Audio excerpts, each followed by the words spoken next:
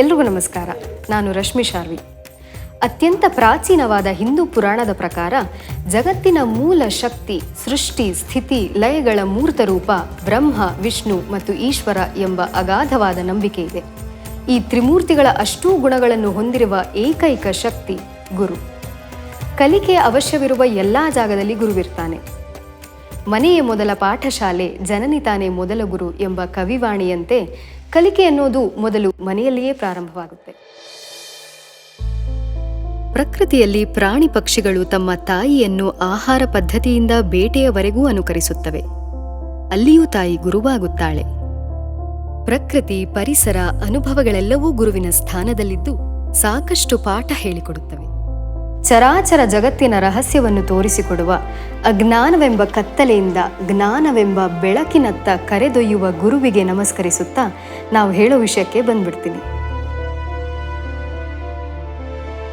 ನಾನು ಹೇಳ ಹೊರಟಿರೋದು ಸಹಸ್ರಾರು ಶತಮಾನಗಳ ಗುರುತತ್ವವೇ ಮೂರ್ತಗೊಂಡಂತೆ ಈ ಶತಮಾನದ ಆದಿಯಲ್ಲಿ ವೀರಾಪುರವೆಂಬ ಪುಣ್ಯ ಗ್ರಾಮದಲ್ಲಿ ಅವತರಿಸಿದ ಒಬ್ಬ ಮಹಾ ಗುರುವಿನ ಬಗ್ಗೆ. ಹೌದು, ಇಷ್ಟಕ್ಕೂ ನಿಮ್ಮನ್ನ ಯಾವ ಜಾಗಕ್ಕೆ ಕರೆದುಕೊಂಡು ಹೋಗ್ತೀನಿ ಅನ್ಕೊಂಡ್ರಿ? ಬನ್ನಿ, ಖುದ್ದಾಗಿ ನೋಡಿಯೇ ಬಿಡೋಣ.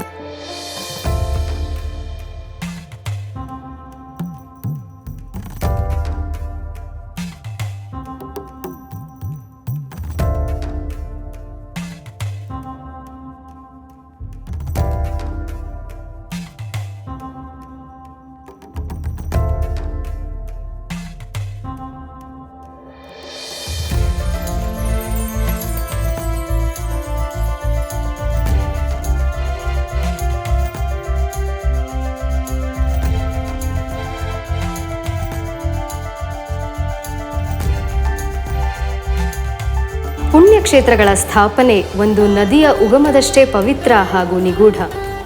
ಇಂಥ ಪುಣ್ಯಕ್ಷೇತ್ರಗಳಲ್ಲೊಂದಾದ ಶ್ರೀ ಸಿದ್ಧಗಂಗಾ ಕ್ಷೇತ್ರಕ್ಕೆ ನಿಮಗೆಲ್ಲರಿಗೂ ಸ್ವಾಗತ.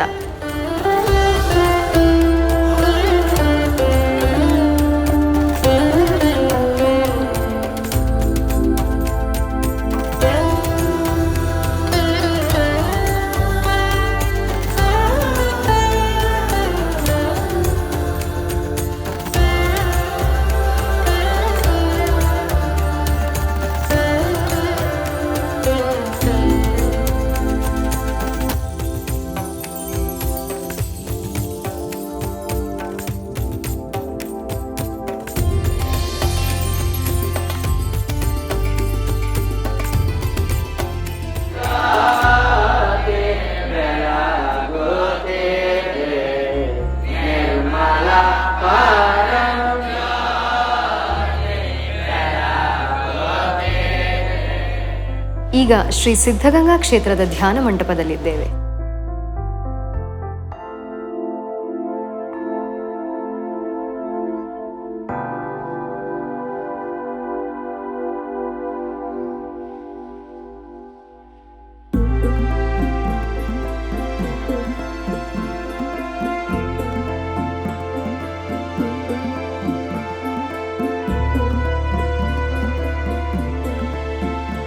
ಭಾರತಾದ್ಯಂತ ಇರುವ ಪುಣ್ಯಕ್ಷೇತ್ರಗಳಲ್ಲಿ ಇದು ಧಾರ್ಮಿಕ ಮತ್ತು ಸಾಂಸ್ಕೃತಿಕ ಮೌಲ್ಯಗಳನ್ನು ಹೊಂದಿರುವ ಪವಿತ್ರ ಸ್ಥಾನವೆಂದು ಕರೆಯಲ್ಪಟ್ಟಿದೆ.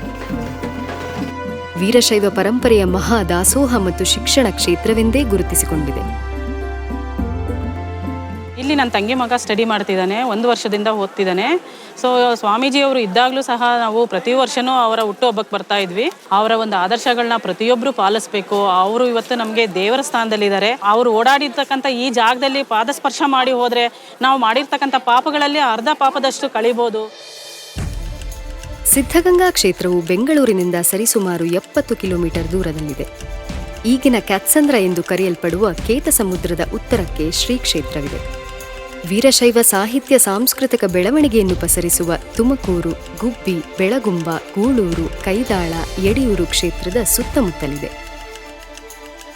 ಶಿವಗಂಗೆಯಿಂದ ವಾಯುವ್ಯಕ್ಕೆ ಒಂದು ಗೆರೆ ಎಳೆದರೆ ನೇರವಾಗಿ ಸುಮಾರು 6 ಕಿಲೋಮೀಟರ್ ಅಂತರದಲ್ಲಿ ಸಿದ್ಧಗಿರಿ, ರಾಮಗಿರಿ, ಸಿದ್ಧಗಂಗಾಗಿರಿ ಬೆಟ್ಟಗಳು ಪ್ರಾಚೀನ ಶೈವ ಇತಿಹಾಸದ ಅವಶೇಷಗಳಿಂದ ಕೂಡಿ ನಿಂತಿದೆ. ಚಳಿ ಇರಲಿ ಮಳೆ ಇರಲಿ ಈ ಕ್ಷೇತ್ರದಲ್ಲಿ ದೈನಂದಿನ ಪ್ರಾರ್ಥನೆ ಮತ್ತು ದಾಸೋಹ ನಿಲ್ಲಲ್ಲ. ಪ್ರತಿನಿತ್ಯ ಲಕ್ಷಾಂತರ ಮಂದಿ ತಮ್ಮ ಹಸಿವನ್ನು ನೀಗಿಸಿಕೊಳ್ಳುವ ಸ್ಥಳವಿದು. ಎಷ್ಟೋ ಸಾಧಕರಿಗೆ ಅಕ್ಷರ ಕಲಿಸಿದ ಮಂದಿರವಿದು. ನಾನು ಈ ಕ್ಷೇತ್ರದ ಹಳೆಯ ವಿದ್ಯಾರ್ಥಿ ಹೌದು, ಈ ಕ್ಷೇತ್ರದಲ್ಲಿ ಇದ್ದವನು. ನಾನು 5ನೇ ತರಗತಿಗೆ ಬಂದವನು. ಇದುವರೆಗೂ ಈಗ ನನಗೆ 73 ವರ್ಷಗಳು. ಇದುವರೆಗೆ ನಾನು ಈ ಮಠದಲ್ಲೇ ವಿದ್ಯಾರ್ಥಿಯಾಗಿದ್ದೇನೆ, ಮಠದವನೇ ಆಗಿದ್ದೇನೆ, ಸ್ವಾಮೀಜಿಯವರ ಶಿಷ್ಯನೇ ಆಗಿದ್ದೇನೆ. ಯಾವತ್ತೂ ನಮ್ಮ ಅಂತರಂಗದಲ್ಲಿ ಅವರ ಆ ಚೇತನದ ಮೂರ್ತಿ ಅದು ಶಾಶ್ವತವಾಗಿ ನೆಲೆಗೊಂಡಿರುತ್ತೆ.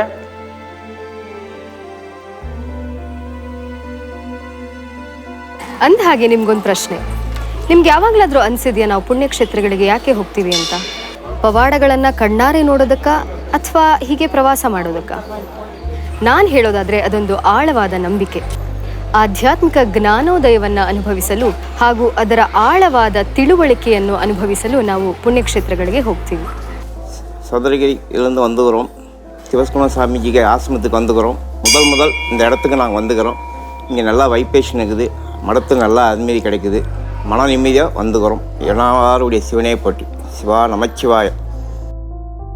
ಯಾವುದೇ ಸ್ಥಳವಾಗಲಿ ಅಷ್ಟು ಸುಲಭವಾಗಿ ಪುಣ್ಯಕ್ಷೇತ್ರವೆಂದು ಕರೆಯಲ್ಪಡುವುದಿಲ್ಲ. ಅದಕ್ಕೆ ಗುರುಗಳ ಸಾಧನೆ, ಮಾರ್ಗದರ್ಶನದ ನೆರವು ಬೇಕು. ನಿಸ್ವಾರ್ಥವಾಗಿ ಪರರ ಚಿಂತನೆ ಮತ್ತು ಹಿತವನ್ನು ಬಯಸುವ ಮನಸ್ಸು ಬೇಕು. ಸರ್ವಕಾಲಕ್ಕೂ ಒಳಿತನ್ನೇ ಮಾಡುವ ಶಕ್ತಿ ಬೇಕು. ಈ ಪುಣ್ಯಕ್ಷೇತ್ರಕ್ಕೂ ಬೆನ್ನೆಲುಬಾಗಿ ನಿಂತ ಒಬ್ಬ ಶ್ರೇಷ್ಠ ಗುರುಗಳಿದ್ದಾರೆ. ಅವರು ಯಾರು ಅಂತ ನಿಮಗೆ ಗೊತ್ತಾ? ವೈಯಕ್ತಿಕವಾಗಿ ಒಳ್ಳೆ ಸ್ವಾಮಿ ಸಾಧಕರಾಗಬೇಕು, ನಿಶ್ಚಯ ಬೆಳೆಸ್ಕೊಳ್ಬೇಕು, ಸಮಾಜ ಸೇವೆ ಮಾಡ್ತಕ್ಕಂಥ ಮನೋಗುಣಗಳಾಗಬೇಕು. ವ್ಯಕ್ತಿ ವಿಕಾಸ ಮತ್ತು ಲೋಕ ಸಂಘದ ಕಾರ್ಯ ಒಟ್ಟಿಗೆ ಹೋಗ್ಬೇಕಂತ ಶಿವತತ್ವ ಇವತ್ತು. ಮನುಷ್ಯ ಮತ್ತೆ ತಾನು ಇವ್ರ ಬಗ್ಗೆ ಮಾಡಿದ ಸ್ವಾಚ್ಯ ಆಗಬಾರ್ದು, ತನ್ನ ಕೈಲಾಗುವ ಸೇವೆ ಮತ್ತು ಮಾಡ್ತಕ್ಕಂಥ ಮಾಡಬೇಕಂತಷ್ಟೇ. ಸಿದ್ಧಗಂಗೆಯ ಪ್ರಕೃತಿ ಸೌಂದರ್ಯ ಅನೇಕ ಸಿದ್ಧಿಪುರುಷರನ್ನು ಆಕರ್ಷಣೆ ಮಾಡಿದೆ. ಹಲವು ಸಿದ್ಧಿಪುರುಷರು ಇಲ್ಲಿಗೆ ಬಂದು ಇಲ್ಲಿಯ ಸುಂದರ ಗುಹೆಗಳಲ್ಲಿ ಅನುಷ್ಠಾನ ಮಾಡಿ ಈ ಕ್ಷೇತ್ರವನ್ನು ಇನ್ನಷ್ಟು ಪುನೀತವಾಗಿಸಿದ್ದಾರೆ.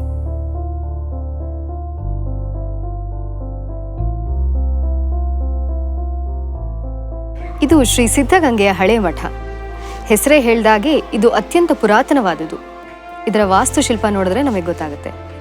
ಮಠ ಛಾತ್ರಾದಿ ನಿಲಯ ಅಂತ ಅಮರಕೋಶದಲ್ಲಿ ಹೇಳ್ತಾರೆ. ಅಂದ್ರೆ ಎಲ್ಲಿ ಗುರುಗಳು ಹಾಗೂ ವಿದ್ಯಾರ್ಥಿಗಳು ಇರ್ತಾರೋ ಅದನ್ನ ಮಠ ಅಂತ ಕರೀತಾರೆ. ಇದು ವಿರಕ್ತ ಪರಂಪರೆಯ ಮಠ.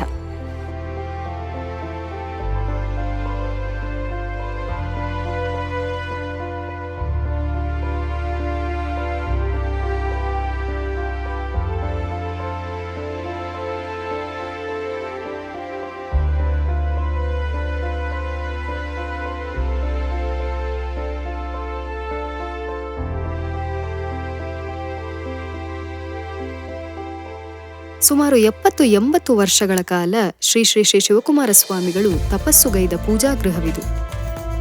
ಪ್ರತಿನಿತ್ಯವೂ ಬ್ರಾಹ್ಮಿ ಮುಹೂರ್ತದಲ್ಲಿ ಎದ್ದು ಲಿಂಗಕ್ಕೆ ಪೂಜೆ ಸಲ್ಲಿಸಿ ಶಕ್ತಿ ಸಂಚಯ ಹೊಂದಿದಂಥ ಪವಿತ್ರ ಜಾಗವಿದು.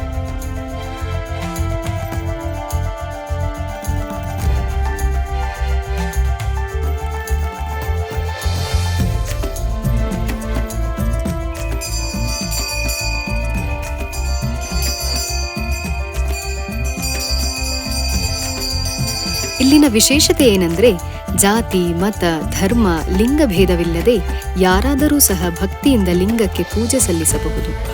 ಹೆಣ್ಣು ಮಕ್ಕಳಿಗೂ ಸಹ ಯಾವ ರೀತಿಯ ಕಾಲ ನಿರ್ಬಂಧಗಳನ್ನು ಒಡ್ಡದೆ ಸಮಾನತೆಯಿಂದ ಪೂಜೆಗೆ ಅವಕಾಶವಿದೆ.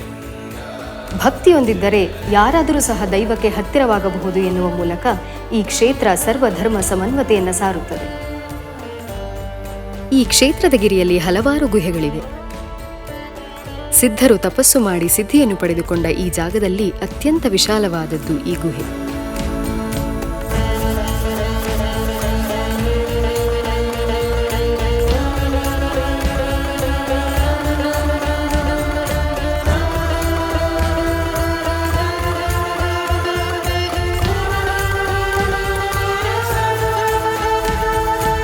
ಕ್ಷೇತ್ರದ ಅಧಿದೈವವೆಂದೇ ಕರೆಯಲ್ಪಡುವ ಶ್ರೀ ಸಿದ್ಧಲಿಂಗೇಶ್ವರರ ಗುಡಿ ಇದು. ಈಗಲೂ ಇವರ ಹೆಸರಿನಲ್ಲಿ ಬೃಹತ್ ಜಾತ್ರಾ ಮಹೋತ್ಸವಗಳು ಜರುಗುತ್ತವೆ.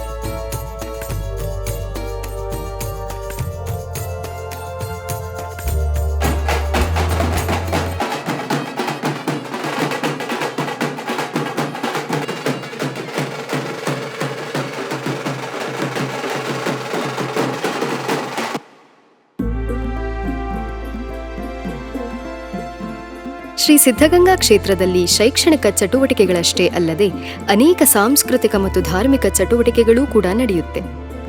ಜಾತ್ರಾ ಮಹೋತ್ಸವಗಳು ಕೂಡ ಅದರಲ್ಲೊಂದು. ಅಡವಿ ಸ್ವಾಮಿಗಳ ಕಾಲದಲ್ಲಿ ನವರಾತ್ರಿಯ ಶುಭ ಸಂದರ್ಭದಲ್ಲಿ ಜಾತ್ರಾ ಮಹೋತ್ಸವ ಆರಂಭವಾಯಿತು ಅಂತ ಹೇಳಲಾಗುತ್ತೆ.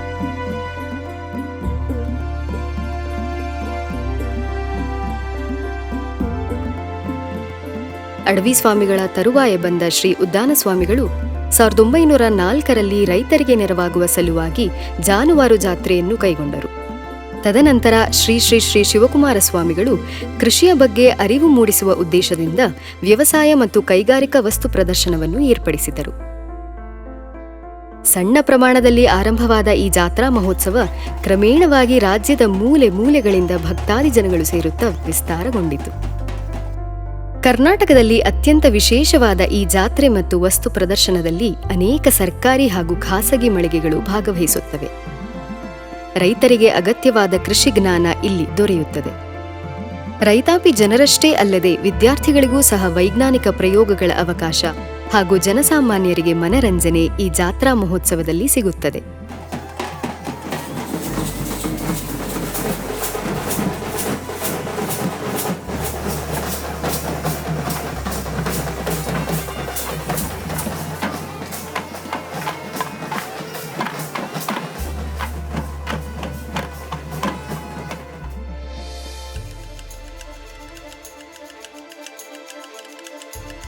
ವಿಶೇಷವೇನೆಂದರೆ ಈ ಮಹೋತ್ಸವದಲ್ಲಿ ಪ್ರತಿನಿತ್ಯವೂ ಕ್ಷೇತ್ರದ ಅಧಿದೈವವಾದ ಶ್ರೀ ಸಿದ್ಧಲಿಂಗೇಶ್ವರರನ್ನು ವೃಷಭವಾಹನ, ಸಿಂಹವಾಹನ ಮುಂತಾದ ವಿಶಿಷ್ಟ ವಾಹನಗಳ ಮೇಲೆ ಉತ್ಸವವನ್ನ ಮಾಡಲಾಗುತ್ತೆ. ರಥೋತ್ಸವ, ಬೆಳ್ಳಿ ಪಾಲಕ್ಕಿ, ತೆಪ್ಪೋತ್ಸವ ಈ ರೀತಿ ವಿವಿಧ ಉತ್ಸವಗಳನ್ನು ನಾವು ಇಲ್ಲಿ ಕಣ್ಣು ತುಂಬಿಕೊಳ್ಳಬಹುದು. ಈಗ ಶಿವರಾತ್ರಿಯ ವೇಳೆಯಲ್ಲಿ ಜಾತ್ರಾ ಮಹೋತ್ಸವಗಳು ಜರುಗುತ್ತವೆ.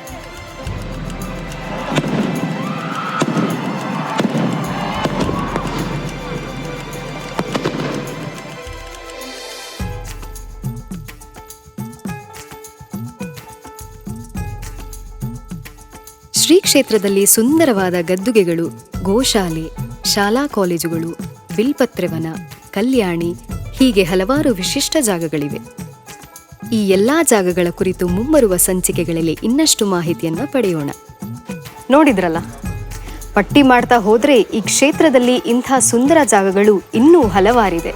ನೀವೇ ಖುದ್ದಾಗಿ ಬಂದು ಪ್ರತ್ಯಕ್ಷವಾಗಿ ಕಾಣಬೇಕು. ಅಂದ ಹಾಗೆ ಈ ಪುಣ್ಯ ಕ್ಷೇತ್ರದ ಭದ್ರ ಬುನಾದಿ ಹಾಕಿದವರು ಯಾರು? ಎಲ್ಲಿಂದ ಹೇಗೆ ಶುರುವಾಯಿತು?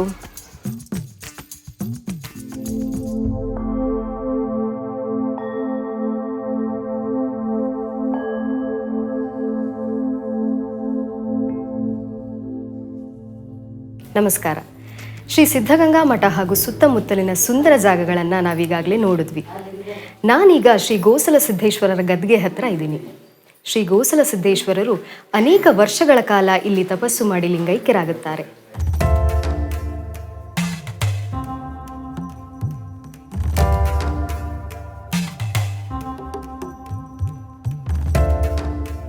ಅಂದಹಾಗೆ ಶ್ರೀ ಕ್ಷೇತ್ರಕ್ಕೆ ಅಡಿಪಾಯ ಹಾಕಿದವರು ಯಾರು? ಇಂಥ ಅದ್ಭುತ ಶ್ರೀ ಕ್ಷೇತ್ರದ ಸ್ಥಾಪನೆಯಾಗಿದ್ದು ಹೇಗೆ ಅಂತ ಹೇಳ್ತೀನಿ ಅಂತ ನಿಮಗೆ ಹೇಳಿದ್ದೆ.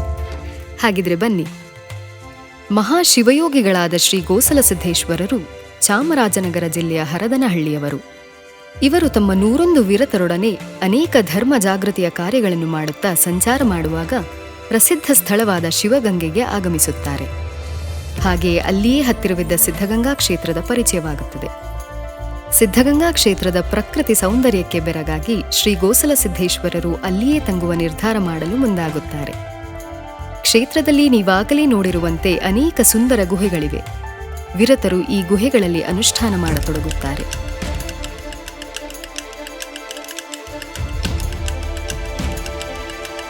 ಒಂದು ದಿನ ಮಧ್ಯರಾತ್ರಿ ಒಬ್ಬ ವಯೋವೃದ್ಧ ವಿರತರಿಗೆ ಅತಿಯಾದ ಬಾಯಾರಿಕೆ ಉಂಟಾಗುತ್ತದೆ. ಗುಹೆಯಲ್ಲಿ ದೀಪವಿಲ್ಲದ ಕಾರಣ ಅವರು ಹೊರಗೆ ಹೋಗಿ ನೀರು ತರಲಾಗುವುದಿಲ್ಲ. ದಿಕ್ಕು ತೋಚದೆ ಅವರು ಶ್ರೀ ಗೋಸಲ ಸಿದ್ದೇಶ್ವರರನ್ನು ಧ್ಯಾನಿಸತೊಡಗುತ್ತಾರೆ. ಶ್ರೀ ಗೋಸಲ ಸಿದ್ದೇಶ್ವರರು ವೃದ್ಧರ ಪರಿಸ್ಥಿತಿ ತಿಳಿದುಕೊಂಡು ತಕ್ಷಣವೇ ತಮ್ಮ ಶಿಷ್ಯರೊಂದಿಗೆ ಅಲ್ಲಿಗೆ ಆಗಮಿಸುತ್ತಾರೆ. ಅಲ್ಲೇ ಇದ್ದ ಕಲ್ಲು ಬಂಡೆಗೆ ತಮ್ಮ ಪಾದವನ್ನು ಬಲವಾಗಿ ಮೆಟ್ಟುತ್ತಾರೆ. ಆಗ ಗಂಗಾಜಲದ ಉದ್ಭವವಾಯಿತು ಎಂದು ಹೇಳುತ್ತಾರೆ. ಗಂಗಾಜಲಕ್ಕೆ ಸಿದ್ಧಗಂಗಾ ಜಲ ಎಂದು ಹೆಸರಿಟ್ಟು ಕ್ಷೇತ್ರಕ್ಕೆ ಸಿದ್ಧಗಂಗಾ ಕ್ಷೇತ್ರ ಎಂಬ ಹೆಸರು ಬಂತೆಂದು ಹೇಳುತ್ತಾರೆ. ಹೀಗೆ ಶ್ರೀ ಗೋಸಲ ಸಿದ್ದೇಶ್ವರರು ಶ್ರೀ ಸಿದ್ಧಗಂಗಾ ಕ್ಷೇತ್ರವನ್ನು ಸ್ಥಾಪನೆ ಮಾಡುತ್ತಾರೆ.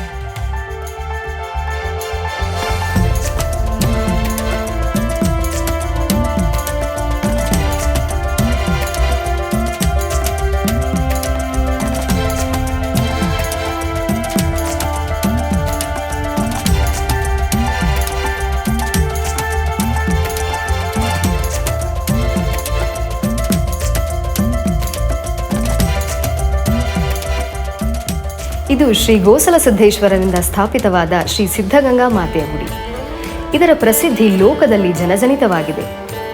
ಸಿದ್ಧಗಂಗೆಯ ಪವಿತ್ರ ತೀರ್ಥೋದಕದಲ್ಲಿ ಮಿಂದು ಶ್ರೀ ಸಿದ್ಧಲಿಂಗೇಶ್ವರರಿಗೆ ಕೈ ಮುಗಿದರೆ ತಮ್ಮ ಕಷ್ಟಗಳು ನಿವಾರಣೆಯಾಗತ್ತೆ ಅಂತ ನಂಬಿಕೆ.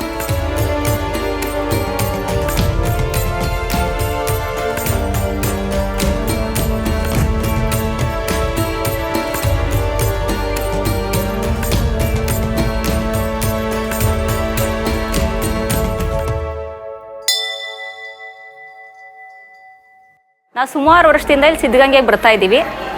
ನಮ್ಮದು ಒಂದು ಅರ್ಕೆ ಇತ್ತು, ಅದಕ್ಕೋಸ್ಕರ ನಾವು ಇಲ್ಲಿ ಸಿದ್ಧಗಂಗೆಯಲ್ಲಿ ಗಂಗವ್ವ ಮಾಡ್ಕೊಂಡು ಹೋಗ್ತಾ ಇದ್ದೀವಿ. ನಮ್ಮ ಪಾಪು ಬೇಕು ಅಂತೇಳಿ ಅರ್ಕೆ ಮಾಡ್ಕೊಂಡಿದ್ದೀವಿ. ಇಲ್ಲಿ ನಮ್ಮ ಅರ್ಕೆ ಇಲ್ಲಿ ನೆರವೇರಿದೆ.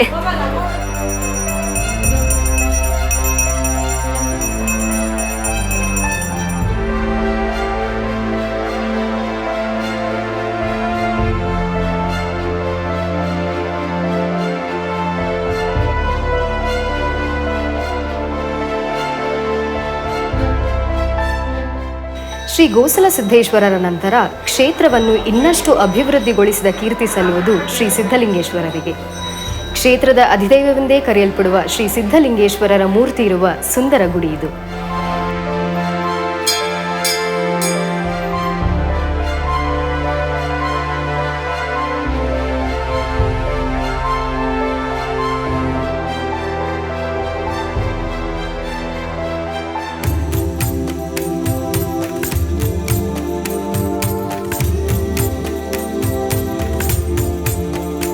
ಇಲ್ಲಿ ಹಲವಾರು ವರ್ಷಗಳಿಂದ ನಿರಂತರವಾಗಿ ರುದ್ರಾಭಿಷೇಕ ನಡೆಯುತ್ತಿದೆ.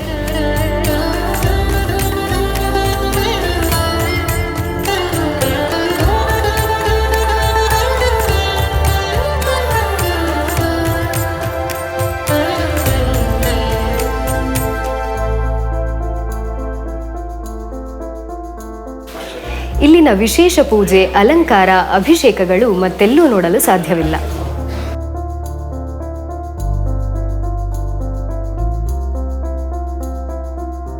ಶ್ರೀ ಸಿದ್ಧಲಿಂಗೇಶ್ವರರು ಯಡಿಯೂರಿಗೆ ಸಂಚಾರ ಮಾಡಿ ಲಿಂಗೈಕ್ಯರಾಗುತ್ತಾರೆ. ಹಾಗಾಗಿ ಈ ಕ್ಷೇತ್ರವು ಯಡಿಯೂರು ಶ್ರೀ ಸಿದ್ಧಲಿಂಗೇಶ್ವರ ಕ್ಷೇತ್ರವೆಂದೇ ಪ್ರಸಿದ್ಧಿಯಾಗಿದೆ.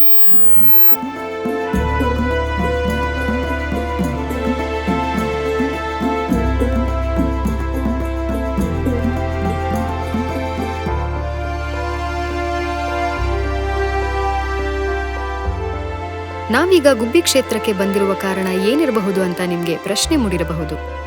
ಶ್ರೀ ಯಡಿಯೂರು ಸಿದ್ಧಲಿಂಗೇಶ್ವರರ ಬಗ್ಗೆ ಈಗಾಗಲೇ ತಿಳಿದ ನಾವು ಅವರ ನಂತರ ಬರುವ ಮಠದ ಗುರುಪರಂಪರೆಯ ಬಗ್ಗೆ ತಿಳಿಯಬೇಕಲ್ವಾ? ಹಾಗಿದ್ರೆ ಗುಬ್ಬಿ ಕ್ಷೇತ್ರಕ್ಕೂ ಶ್ರೀಮಠದ ಗುರುಪರಂಪರೆಗೂ ಏನು ಸಂಬಂಧ?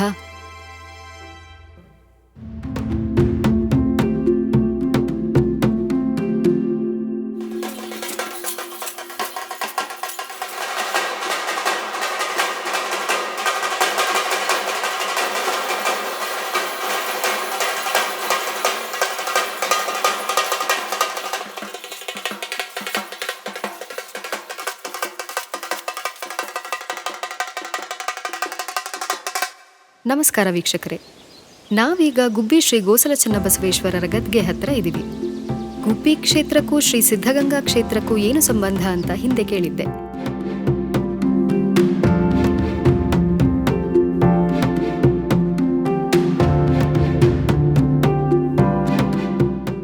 ಶ್ರೀ ಯಡಿಯೂರು ಸಿದ್ಧಲಿಂಗೇಶ್ವರರ ಸಾಕ್ಷಾತ್ ಗುರುಗಳಾದ ಶ್ರೀ ಗೋಸಲ ಚನ್ನಬಸವೇಶ್ವರರು ಶ್ರೀ ಸಿದ್ಧಗಂಗೆಗೆ ಆಗಮಿಸಿ ಅಲ್ಲಿ ಅನುಷ್ಠಾನ ಮಾಡಿ ನಂತರ ಗುಬ್ಬಿಯಲ್ಲಿ ಲಿಂಗೈಕ್ಯರಾಗುತ್ತಾರೆ. ಒಬ್ಬ ಮಹಾನ್ ಗುರುಗಳು ಉತ್ತರ ಕರ್ನಾಟಕದಿಂದ ಶ್ರೀ ಗೋಸಲ ಚನ್ನಬಸವೇಶ್ವರರ ಕೀರ್ತಿಯನ್ನು ತಿಳಿದುಕೊಂಡು ಆಗ ಅಮರಗುಂಡ ಅಂತ ಕರೆಯಲ್ಪಟ್ಟ ಈಗಿನ ಗುಬ್ಬಿಗೆ ಆಗಮಿಸುತ್ತಾರೆ. ನಂತರ ಶ್ರೀ ಸಿದ್ಧಗಂಗೆಗೆ ಬಂದು ಒಂದು ಹೊಸ ಕ್ರಾಂತಿಯನ್ನೇ ಶುರು ಮಾಡ್ತಾರೆ. ಹಾಗಾದ್ರೆ ಆ ಮಹಾನ್ ಗುರುಗಳು ಯಾರು? ಶ್ರೀಮಠದ ಗುರುಪರಂಪರೆಯ ಸಾಲಿನಲ್ಲಿ ಅವರ ಪಾತ್ರವೇನು?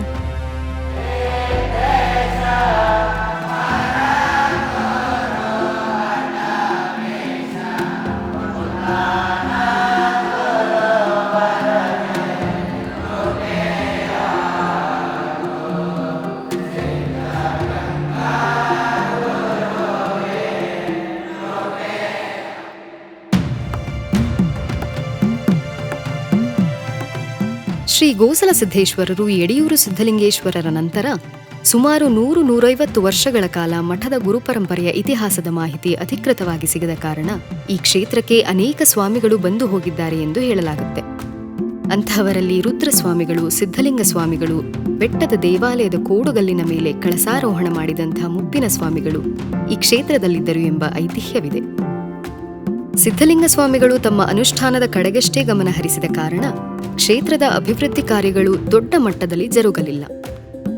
ಸಕಾಲದಲ್ಲಿ ಶ್ರೀ ಕ್ಷೇತ್ರದ ಹಿರಿಮೆ ಪವಾಡಗಳನ್ನು ಕೇಳಿ ಆನಂತರ ಬಂದಂಥವರು ಗುಬ್ಬಿಯಲ್ಲಿದ್ದ ಶ್ರೀ ಅಡವಿ ಸ್ವಾಮಿಗಳು. ಈ ಹಿಂದೆ ಶ್ರೀ ಗೋಸಲ ಸಿದ್ದೇಶ್ವರರಿಂದ ಸಿದ್ಧಗಂಗೆಯ ಸ್ಥಾಪನೆಯಾದ ವಿಷಯದ ಕುರಿತು ಹೇಳಿದ್ದೆ. ತದನಂತರ ಬಂದ ಗುರುಗಳು ಯಾರು ಎಂಬುದನ್ನು ಕೂಡ ಹಂತ ಹಂತವಾಗಿ ನಾವೀಗ ತಿಳಿದುಕೊಳ್ಳೋಣ. ಉತ್ತರ ಕರ್ನಾಟಕದಿಂದ ಗುಬ್ಬಿ ಕ್ಷೇತ್ರಕ್ಕೆ ಆಗಮಿಸಿದ ಅಡವಿ ಸ್ವಾಮಿಗಳು ಜನಜನಿತವಾಗಿ ಪ್ರಸಿದ್ಧಿ ಹೊಂದಿದ ಶ್ರೀ ಸಿದ್ಧಗಂಗೆಯ ವಿಚಾರ ಕೇಳಿ ಇಲ್ಲಿಗೆ ಆಗಮಿಸುತ್ತಾರೆ. ಇಲ್ಲಿನ ಪ್ರಕೃತಿ ಸೌಂದರ್ಯಕ್ಕೆ ಬೆರಗಾಗಿ ಕ್ಷೇತ್ರದ ಗಂಗಮ್ಮನ ಗವಿಯಲ್ಲಿ ಅನುಷ್ಠಾನ ಕೈಗೊಳ್ಳುತ್ತಾರೆ.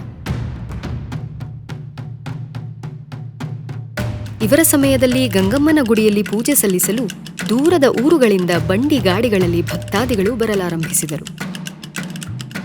ಹಾಗೆ ಪಡಿ ಪದಾರ್ಥಗಳನ್ನು ಕಟ್ಟಿಕೊಂಡು ಬಂದು ಪೂಜೆಯ ಬಳಿಕ ಅದನ್ನು ಪ್ರಸಾದವಾಗಿ ಸೇವಿಸುತ್ತಿದ್ದರಂತೆ.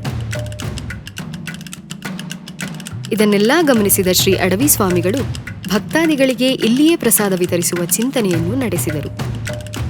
ಇದರ ಕುರಿತಾಗಿ ಆಗ ಸಿದ್ಧಗಂಗೆಗೆ ಆಗಮಿಸಿದ್ದ ಒಬ್ಬರು ವಿದ್ವಾಂಸರಾದ ಶ್ರೀ ಮತಪೂರ್ವ ನಂಜುಂಡ ಶಿವಯೋಗಿಯವರ ಜೊತೆ ಯೋಗಿ ಮಂಟಪದಲ್ಲಿ ವಿಚಾರ ಪ್ರಸ್ತಾಪಿಸಿ ದಾಸೋಹಕ್ಕೆ ಒಂದು ವ್ಯವಸ್ಥಿತ ರೂಪ ಕೊಡುವಂತೆ, ಹಾಗೆಯೇ ಸಂಸ್ಕೃತ ವೇದ ಪಾಠಶಾಲೆಯನ್ನು ಶುರು ಮಾಡುವ ಯೋಜನೆ ಕೈಗೊಂಡರು. ಹೀಗೆ ದಾಸೋಹ ಮತ್ತು ಅಕ್ಷರ ಕ್ರಾಂತಿಗೆ ಇವರಿಂದ ನಾಂದಿ ದೊರಕಿತು. ಇದು ಪವಿತ್ರ ಯೋಗಿ ಮಂಟಪ. ಶ್ರೀ ಅಡವಿ ಸ್ವಾಮಿಗಳು ಮತ್ತು ಶ್ರೀ ನಂಜುಂಡ ಶಿವಯೋಗಿಗಳು ಚಿಂತನೆ ನಡೆಸಿ ಅನ್ನದಾಸೋಹ ಮತ್ತು ಸಂಸ್ಕೃತ ಶಿಕ್ಷಣಕ್ಕೆ ಬುನಾದಿ ಹಾಕಿದ ಪವಿತ್ರ ಸ್ಥಳ.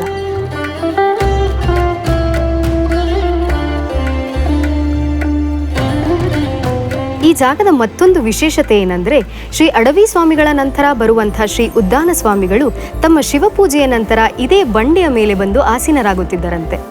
ಪ್ರಾರ್ಥಿಸಲು ಬಂದ ಭಕ್ತಾದಿಗಳನ್ನು ಆಶೀರ್ವದಿಸಿ ತಮ್ಮ ವಾಕ್ಪರುಷ ಶಕ್ತಿಯಿಂದ ಕಷ್ಟಗಳನ್ನು ನಿವಾರಣೆ ಮಾಡ್ತಿದ್ರು ಅಂತ ಹೇಳ್ತಾರೆ.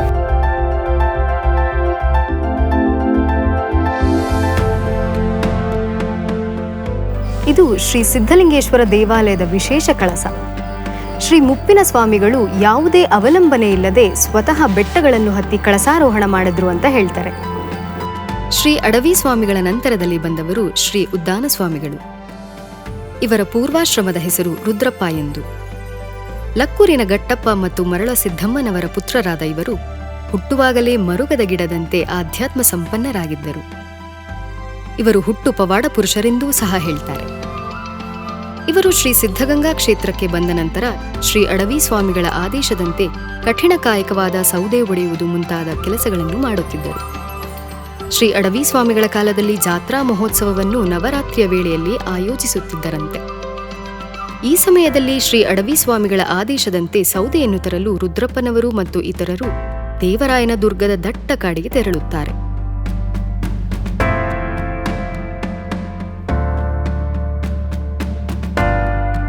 ಹಿಂದಿರುಗುವಾಗ ಕಡು ಕತ್ತಲಿನಲ್ಲಿ ದಾರಿ ಕಾಣದಂತಾಗುತ್ತದೆ.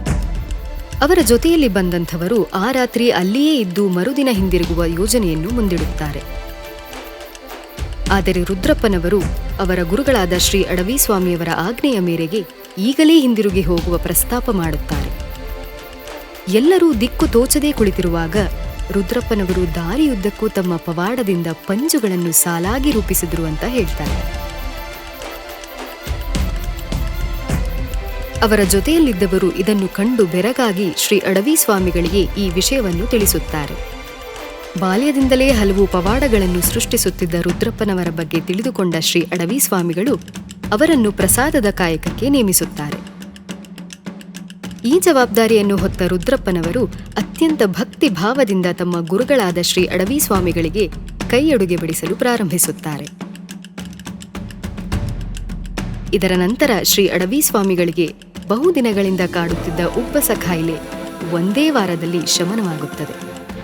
ಇಂತಹ ಪವಾಡಗಳನ್ನು ಗಮನಿಸಿದ ಶ್ರೀ ಅಡವಿ ಸ್ವಾಮಿಗಳು, ಈತ ಸಾಮಾನ್ಯ ಮನುಷ್ಯನಲ್ಲ, ದೈವ ಕಳೆಯನ್ನು ಹೊಂದಿರುವ ಪವಾಡ ಪುರುಷನೆಂದು ತಿಳಿದು ಮುಂದೆ ಮಠಾಧಿಕಾರವನ್ನ ರುದ್ರಪ್ಪನವರಿಗೆ ಕೊಟ್ಟು ಶ್ರೀ ಉದ್ದಾನ ಸ್ವಾಮಿಗಳು ಎಂದು ಹೆಸರಿಟ್ಟರು. ಇದಾದ ಸುಮಾರು 4-5 ವರ್ಷಗಳ ನಂತರ ಶ್ರೀ ಅಡವಿ ಸ್ವಾಮಿಗಳು ಲಿಂಗೈಕ್ಯರಾಗುತ್ತಾರೆ. ಇದು ಶ್ರೀ ಅಡವಿ ಸ್ವಾಮಿಗಳ ಗದ್ದುಗೆ. ಶಿವಯೋಗಿಗಳು ಲಿಂಗೈಕ್ಯರಾದ ಜಾಗಕ್ಕೆ ಗದ್ದುಗೆ ಅಂತ ಕರೀತಾರೆ. ಇದನ್ನು ನಿರ್ಮಿಸುವಾಗ ಶ್ರೀ ಉದ್ದಾನ ಸ್ವಾಮಿಗಳು ಸ್ವತಃ ಪಾಯ ಹಾಕಿದ್ರು ಅಂತ ಹೇಳ್ತಾರೆ. ಇವರ ನಿಜ ಗದ್ದುಗೆ ಚಿಕ್ಕ ತೊಟ್ಟಿಲು ಕೆರೆಯಲ್ಲಿದೆ.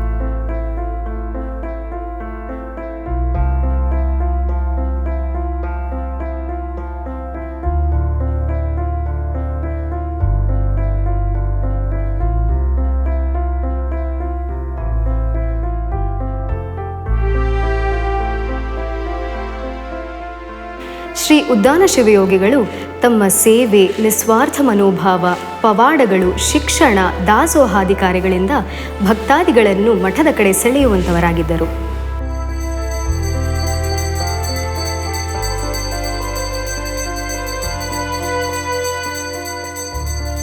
ಈ ರೀತಿಯ ಪವಾಡಗಳಿಂದ ಲೋಕ ಕಲ್ಯಾಣ ಮಾಡಿದ್ದಷ್ಟೇ ಅಲ್ಲದೆ ಶ್ರೀ ಉದ್ದಾನ ಸ್ವಾಮಿಗಳು ಅಕ್ಷರ ಕ್ರಾಂತಿಗೆ ಕೂಡ ಮುನ್ನುಡಿ ಬರೆಯುತ್ತಾರೆ. ಲಕ್ಷಾಂತರ ಜನರಿಗೆ ಶಿಕ್ಷಣದ ಮೂಲಕ ಬದುಕಿಗೆ ಭರವಸೆಯನ್ನು ಕೂಡ ಶ್ರೀ ಸಿದ್ಧಗಂಗಾ ಕ್ಷೇತ್ರ ನೀಡಿದೆ. ಅಸಂಖ್ಯಾತ ಭಕ್ತಾದಿ ಜನಗಳ ಹಸಿವನ್ನು ದಾಸೋಹದ ಮೂಲಕ ಶ್ರೀ ಕ್ಷೇತ್ರ ನೀಗಿಸಿದೆ. ಶಿವ ಸಿದ್ಧಗಂಗಾ ಸ್ವಾಮಿ ಮಠಕ್ಕೆ ನಮ್ಮ ಮಕ್ಕಳನ್ನು ಬಿಟ್ಟಿದ್ದೇವೆ. ನಮ್ಮ ಮಕ್ಕಳು ಚೆನ್ನಾಗಿ ಓದುತ್ತಾರೆ. ಶಿವ ಸಿದ್ಧಗಂಗಾ ಸ್ವಾಮಿಯೇ ನಮಗೆ ಜಯವಾಗಲಿ ಎಂದು ನಡೆಸಿಕೊಟ್ಟಿದ್ದಾನೆ. ಮಠದಲ್ಲಿ ಮಕ್ಕಳು ಆರೋಗ್ಯವಾಗಿ ಚೆನ್ನಾಗಿ ಇದ್ದರೆ ಅವರು ನಮಗೆ ಬಹಳ ಪ್ರೀತಿಯಿಂದ ಮಕ್ಕಳನ್ನು ನೋಡಿಕೊಳ್ಳುತ್ತಿದ್ದಾರೆ. ಇದು ಶ್ರೀ ಮರುಳಾರಾಧ್ಯರ ಗದ್ದುಗೆ. ಶ್ರೀ ಉದ್ದಾನ ಸ್ವಾಮಿಗಳ ನಂತರ ಮಠಾಧಿಕಾರವನ್ನ ಮರುಳಾರಾಧ್ಯರಿಗೆ ನೀಡಲಾಗುತ್ತೆ. ಆದರೆ ಮರುಳಾರಾಧ್ಯರು ಅಕಾಲಿಕವಾಗಿ ಲಿಂಗೈಕ್ಯರಾದ ಕಾರಣ ಶ್ರೀ ಉದ್ದಾನ ಶಿವಯೋಗಿಗಳು ಶ್ರೀ ಶ್ರೀ ಶ್ರೀ ಶಿವಕುಮಾರ ಸ್ವಾಮಿಗಳನ್ನು ಆಯ್ಕೆ ಮಾಡಿ ಅವರಿಗೆ ಮಠಾಧಿಕಾರವನ್ನು ಹಸ್ತಾಂತರಗೊಳಿಸುತ್ತಾರೆ.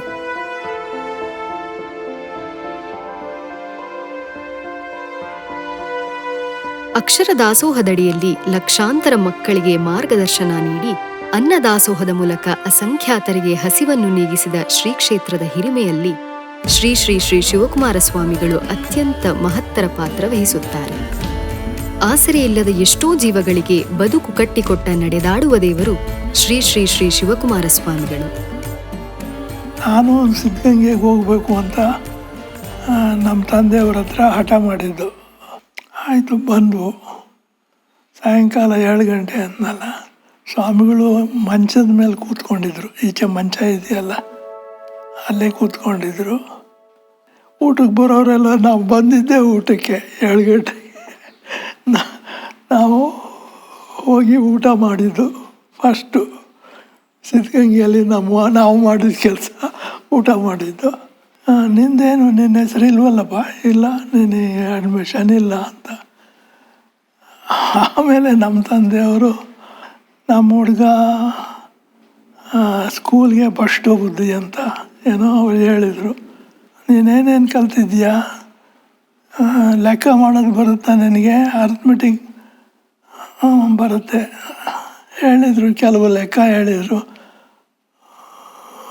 ಅಡಿಷನ್ನು, ಸಬ್ಟ್ರಾಕ್ಷನ್ನು, ಮಲ್ಟಿಪ್ಲಿಕೇಷನ್ನು, ಇಷ್ಟು ಅವರು ಹಾಕಿಸಿದ್ದೆಲ್ಲ ಸಾಲ್ವ್ ಮಾಡಿ ಕರೆಕ್ಟಾಗಿ ಸಾಲ್ವ್ ಮಾಡಿದ್ದು ಆಯಿತು. ಸ್ವಾಮೀಜಿಗೆ ಒಂಥರ ಸಂತೋಷ ಆಯಿತು. ಇವನು ಚೋಟ ಇದ್ದಾನೆ, ಚೆನ್ನಾಗಿ ಓದ್ತಾನಲ್ಲ ಇವನು, ನೀನು ಸೇರಿಸ್ಕೋತೀವಿ ಅಂದರೆ ನಿಮ್ಮಪ್ಪ ಊರಿಗೆ ಹೋದ್ಮೇಲೆ ನೀನು ಅಳೋದಕ್ಕೆ ಶುರು ಮಾಡಿದ್ರೆ ನಾನೇನು ಮಾಡಬೇಕು? ಇಲ್ಲ, ಅಳೋದಿಲ್ಲ ಅಂತ ಧೈರ್ಯವಾಗಿ ಹೇಳಿ ಆಯಿತು. ನೀನು ಚೆನ್ನಾಗಿ ಓದ್ತಾ ಇದೆಯಾ, ಈ ದುಡ್ಡು. So admission was clear.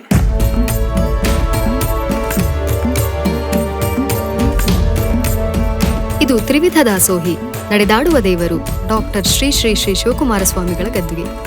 ತಮ್ಮ ಗುರುಗಳಾದ ಶ್ರೀ ಉದ್ದಾನ ಶ್ರೀಗಳ ಗದ್ದಿಗೆ ಪಕ್ಕದಲ್ಲೇ ಇವರ ಗದ್ದಿಗೆ ಇದೆ.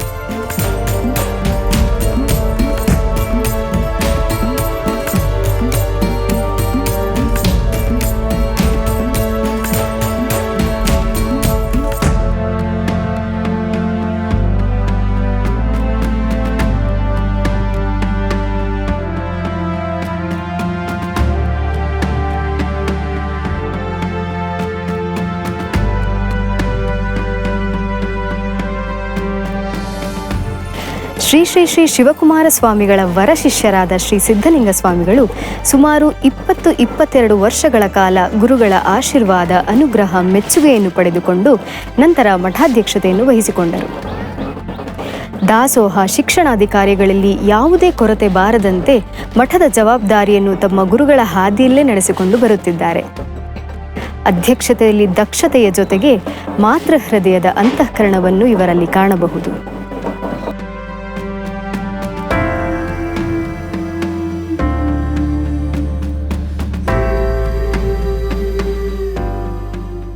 ಟೆಂತ್ ಸ್ಟ್ಯಾಂಡರ್ಡ್ ಆದಮೇಲೆ ನಮ್ಮ ಬಂಡೆಮಠ ಶಿವರುದ್ರ ಸ್ವಾಮಿಗಳು ಅಂತ ಇದ್ದರು. ಅವರು ಅಲ್ಲಿ ಬಂಡೆಮಠಕ್ಕೆ ಸೌಂಡ್ ಮಾಡಬೇಕು ಅಂತೇಳಿ ಚುನಾಯಿಸ್ಕೊಂಡು ಅವರಿದ್ದರು. ಅದಕ್ಕಾಗಿ ಇಲ್ಲಿ ಪೂಜ್ಯರ ಸೇವೆಯನ್ನು ಮಾಡಬೇಕು ಮತ್ತು ಅಭ್ಯಾಸ ಮಾಡಬೇಕು ಅಂತ 2 ಉದ್ದೇಶಕ್ಕೆ ತಂದು ಸಿದ್ಧಗಂಗಾ ಮಠಕ್ಕೆ ಸೇರಿಸಿದ್ರು. ಸುಮಾರು 82ರಲ್ಲಿ ನಾವು ಸೇರ್ಕೊಂಡಿದ್ದೀವಿ. ಇಲ್ಲಿ PUC ಆಯಿತು, ತುಮಕೂರು ಡಿಗ್ರಿ ಆಯಿತು. ಅಷ್ಟೊತ್ತಿಗೆ ಪರಿಸ್ಥಿತಿ ಬದಲಾವಣೆ ಎಲ್ಲ ಆಯಿತು. ಆವಾಗ ಸೇವೆ ಮಾಡ್ತಾಯಿದ್ದೆ. ಬುದ್ಧಿಯಲ್ಲಿ ಗುರುತಿಸಿ ನನಗೆ ಅವರು ಅನುಗ್ರಹ ಮಾಡಿದರು. ಶಿವಯೋಗಿಗಳ ನಿತ್ಯಲಿಂಗ ಪೂಜೆಗೆ ಬಿಲ್ಪತ್ರೆ ಅವಶ್ಯಕವಾದುದು. ಈ ಕಾರಣದಿಂದಾಗಿ ಆ ಮೊದಲು ಮಠದಲ್ಲಿ ಅನೇಕ ಬಿಲ್ಪತ್ರೆ ಮರಗಳಿದ್ದರೂ ಸಹ ಶ್ರೀ ಸಿದ್ಧಲಿಂಗ ಸ್ವಾಮಿಗಳ ಪರಿಕಲ್ಪನೆಯಂತೆ ಇಲ್ಲಿ 101 ಬಿಲ್ಪತ್ರೆ ಮರಗಳನ್ನು ಬೆಳೆಸಿದ್ದಾರೆ. ವಿಶೇಷವಾದ ಔಷಧ ಗುಣಗಳಿರುವ ಈ 101 ಬಿಲ್ಪತ್ರೆ ಮರಗಳು ಶರಣರ ಸಾಧನೆಯಲ್ಲಿ 101 ಸ್ಥಳಗಳ ಸಂಕೇತವಾಗಿದೆ. ಶ್ರೀಮಠದ ಗುರುಗಳು ವಿಶೇಷವಾಗಿ ಯಂತ್ರಧಾರಣೆ ಮಾಡಲು ಆಸೀನರಾಗುವ ಸ್ಥಳವನ್ನು ಮಂತ್ರಪೀಠ ಅಥವಾ ಭದ್ರಾಸನ ಅಂತ ಕರೆಯುತ್ತಾರೆ. ಭಕ್ತಾದಿಗಳು ತಮ್ಮ ಕಷ್ಟ, ನಿರಾಸೆ, ಮಾನಸಿಕ ಒತ್ತಡ, ಕಾಯಿಲೆಯಾದಿ ನಿವಾರಣೆಯ ನಿಮಿತ್ತ ಶ್ರೀ ಕ್ಷೇತ್ರದ ಗುರುಗಳ ಆಶೀರ್ವಾದಕ್ಕಾಗಿ ಎಲ್ಲೆಡೆಯಿಂದ ಬರುತ್ತಾರೆ. ಶಿವಯೋಗ ಮಾಡಿ ಪಂಚಪರುಷ ಶಕ್ತಿಯನ್ನು ಸಾಧಿಸಿದ ಗುರುಗಳ ಆಶೀರ್ವಾದದಿಂದ ಸಕಲ ಕಷ್ಟಗಳೂ ಪರಿಹಾರವಾಗುತ್ತದೆ ಎಂಬ ಬಲವಾದ ನಂಬಿಕೆ ಇದೆ. ಅನೇಕ ಪವಾಡ ಪುರುಷರ ಆಗರವಾಗಿರುವ ಶ್ರೀ ಕ್ಷೇತ್ರ ಹಲವಾರು ರೀತಿಯ ಲೋಕ ಕಲ್ಯಾಣ ಸೇವೆಗಳಲ್ಲಿ ನಿಸ್ವಾರ್ಥವಾಗಿ ತೊಡಗಿಸಿಕೊಂಡು ಬಂದಿದೆ. ಜ್ಞಾನದ ಹಸಿವಿಗೆ ವಿದ್ಯೆ, ಜೀವದ ಹಸಿವಿಗೆ ಅನ್ನ ನೀಡುತ್ತಾ ಅನೇಕ ಬದುಕುಗಳಿಗೆ ಆಸರೆಯಾಗಿರುವ ಶ್ರೀ ಕ್ಷೇತ್ರ ಸಮಾಜಕ್ಕೆ ಅತ್ಯುನ್ನತವಾದ ದೇಣಿಗೆಯನ್ನು ದಾಸೋಹದ ಮೂಲಕ ನೀಡಿದೆ. ಹಾಗಾದರೆ ದಾಸೋಹ ಅಂದ್ರೇನು? ಶ್ರೀಮಠದ ಈ ಮಹತ್ತರ ಕ್ರಾಂತಿಯ ವಿಸ್ತಾರ ಎಷ್ಟಿರಬಹುದು?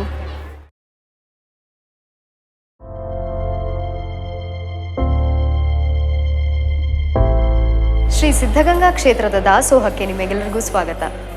ತಾನು ಒಬ್ಬ ದಾಸ, ಒಬ್ಬ ಸೇವಕ ಎಂಬ ಮನೋಭಾವದಿಂದ ಮಾಡುವ ಕೆಲಸಕ್ಕೆ ದಾಸೋಹ ಅಂತ ಕರೀತಾರೆ. ಶ್ರೀ ಅಡವಿ ಸ್ವಾಮಿಗಳು ದಾಸೋಹಕ್ಕಾಗಿ ಹಚ್ಚಿದ ಒಲೆ ಎಂದಿಗೂ ಆರಿಲ್ಲ. ಶ್ರೀ ಶ್ರೀ ಶ್ರೀ ಶಿವಕುಮಾರ ಸ್ವಾಮಿಗಳು ಲಿಂಗೈಕ್ಯರಾದ ದಿನವೂ ಸಹ ಸುಮಾರು 25ರಿಂದ 30 ಲಕ್ಷ ಜನ ಇಲ್ಲಿ ಊಟ ಮಾಡಿದ್ದಾರೆ.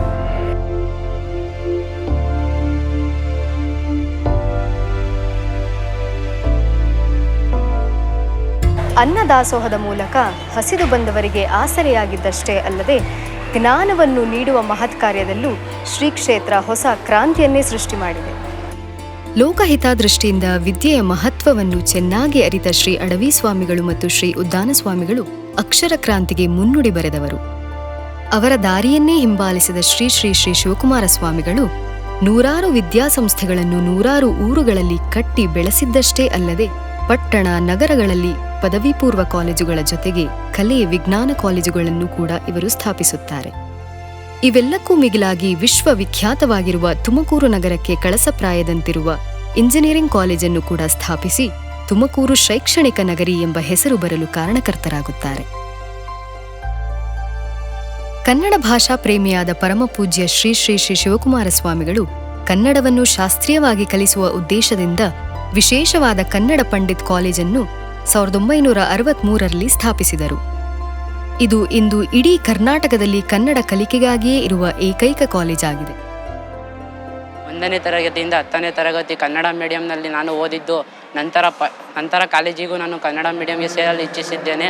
ಅದರಿಂದ ನನ್ನ ತಂದೆ ತಾಯಿಗಳು ಆದಂಥವರು ಸಿದ್ಧಗಂಗಾ ಮಠದಲ್ಲಿ ಕನ್ನಡ ಪಂಡಿತ್ ಕಾಲೇಜಿಗೆ ಸೇರಿಸಿ ಅವರು ವ್ಯಾಸಂಗಕ್ಕೆ ಅನುವು ಮಾಡಿಕೊಟ್ಟರು.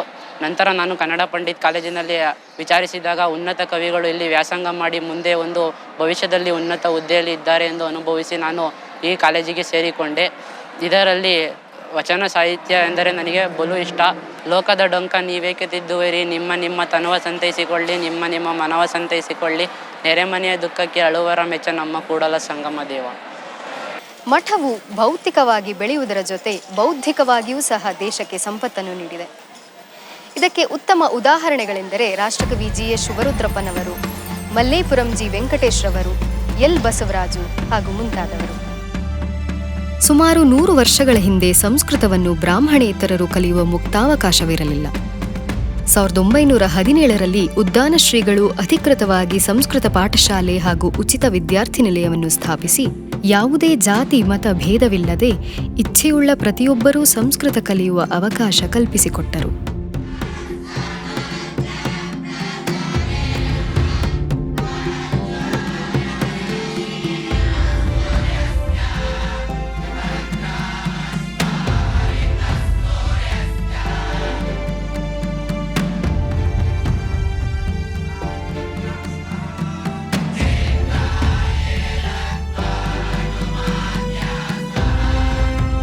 ಆನಂತರವಾಗಿ ಅವರ ವರಶಿಷ್ಯರಾದ ಶ್ರೀ ಶಿವಕುಮಾರ ಸ್ವಾಮಿಗಳು 1937ರಲ್ಲಿ ಅದನ್ನು ಮಹಾ ಪಾಠಶಾಲೆಯನ್ನಾಗಿ ರಾಷ್ಟ್ರಮಟ್ಟದ ವಿದ್ವಾಂಸರನ್ನು ನೇಮಿಸಿಕೊಂಡು ವೇದ, ಉಪನಿಷತ್ತು, ತರ್ಕ, ವ್ಯಾಕರಣ, ಅಲಂಕಾರ, ವೇದಾಂತಗಳನ್ನು ಎಲ್ಲರೂ ಕಲಿಯುವಂತೆ ಅವಕಾಶ ವಿಸ್ತರಿಸಿದರು. ಇಲ್ಲಿ ಸಂಸ್ಕೃತ ಅಧ್ಯಯನ ಮಾಡಿದ ವ್ಯಕ್ತಿಗಳು ರಾಷ್ಟ್ರಮಟ್ಟದ ದೊಡ್ಡ ದೊಡ್ಡ ವಿದ್ವಾಂಸರಾಗಿದ್ದಾರೆ. ಪರಮಪೂಜ್ಯ ಶ್ರೀ ಶಿವಕುಮಾರ ಸ್ವಾಮಿಗಳು ಅಂದಿನ ಗ್ರಾಮೀಣ ಜನತೆಯ ಅನಕ್ಷರತೆಯನ್ನು ಕಂಡು ಅವರ ಮುಂದಿನ ಪೀಳಿಗೆಯಾದರೂ ಅಕ್ಷರಸ್ಥರಾಗಬೇಕೆಂಬ ಉದ್ದೇಶದಿಂದ ಗ್ರಾಮಾಂತರ ಪ್ರದೇಶಗಳಲ್ಲಿ ಮಠದ ವತಿಯಿಂದ ಅನೇಕ ಪ್ರಾಥಮಿಕ ಮತ್ತು ಪ್ರೌಢಶಾಲೆಗಳನ್ನು ಸ್ಥಾಪಿಸಿದರು. ಅವರು ಹೇಗೆ ಹೇಳ್ತಾ ಇದ್ರು, ಬಡ ಮಕ್ಕಳು ಮುಂದೆ ಬರಬೇಕು, ವಿದ್ಯಾಭ್ಯಾಸ ಮಾಡಬೇಕು, ಯಾವತ್ತೂ ಕಾಲಹರಣವನ್ನು ಮಾಡಬಾರ್ದು, ಕಳೆದು ಹೋಗುವಂತಹ ಸಮಯ ನಿಮ್ಮ ಬದುಕಿನಲ್ಲಿ ಮತ್ತೆ ಬರಲಾರದು, ಅದಕ್ಕೋಸ್ಕರ ಕ್ಷಣವೂ ಕೂಡ ನೀವು ಆ ಕಾಲದ ಮೌಲ್ಯವನ್ನು ತಿಳ್ಕೊಂಡು ಅಭ್ಯಾಸ ಮಾಡಬೇಕು ಅಂತ ಯಾವ ಅವರ ಆ ಗುರುವಾಕ್ಯ ನನ್ನ ಮನಸ್ಸಿನಲ್ಲಿ ನಾಟಿತೋ ಅವತ್ತಿನಿಂದ ನಾನು ಈ ಕ್ಷೇತ್ರದಲ್ಲಿ ಯಾವತ್ತೂ ಕಾಲವನ್ನು ಕಳೆದೇನೆ. ನಾನು ಕ್ಷಣವೂ ಕೂಡ ಅಭ್ಯಾಸವನ್ನು ಮಾಡ್ತಾ ಬಂದೆ. ಶ್ರೀ ಶಿವಕುಮಾರ ಸ್ವಾಮಿಗಳಿಗೆ ಗಾಂಧೀಜಿಯವರ ಪ್ರಭಾವ ಅಗಾಧವಾಗಿ ಬೀರಿತ್ತು. ಶ್ರೀ ಕ್ಷೇತ್ರದಲ್ಲಿ ದಾಸೋಹದ ಜೊತೆ ಪ್ರಾರ್ಥನೆಯು ನಿಲ್ಲದಂತೆ ನಡೆಯುತ್ತೆ. ಪ್ರತಿನಿತ್ಯವೂ ಮಕ್ಕಳೆಲ್ಲ ಸೇರಿ ಪ್ರಾರ್ಥನೆ ಮಾಡ್ತಾರೆ. ಪ್ರಾರ್ಥನೆಯಾದ ನಂತರ ಶ್ರೀಗಳು ಅವರಿಗೆ ಉಪದೇಶ ಮಾಡ್ತಾರೆ.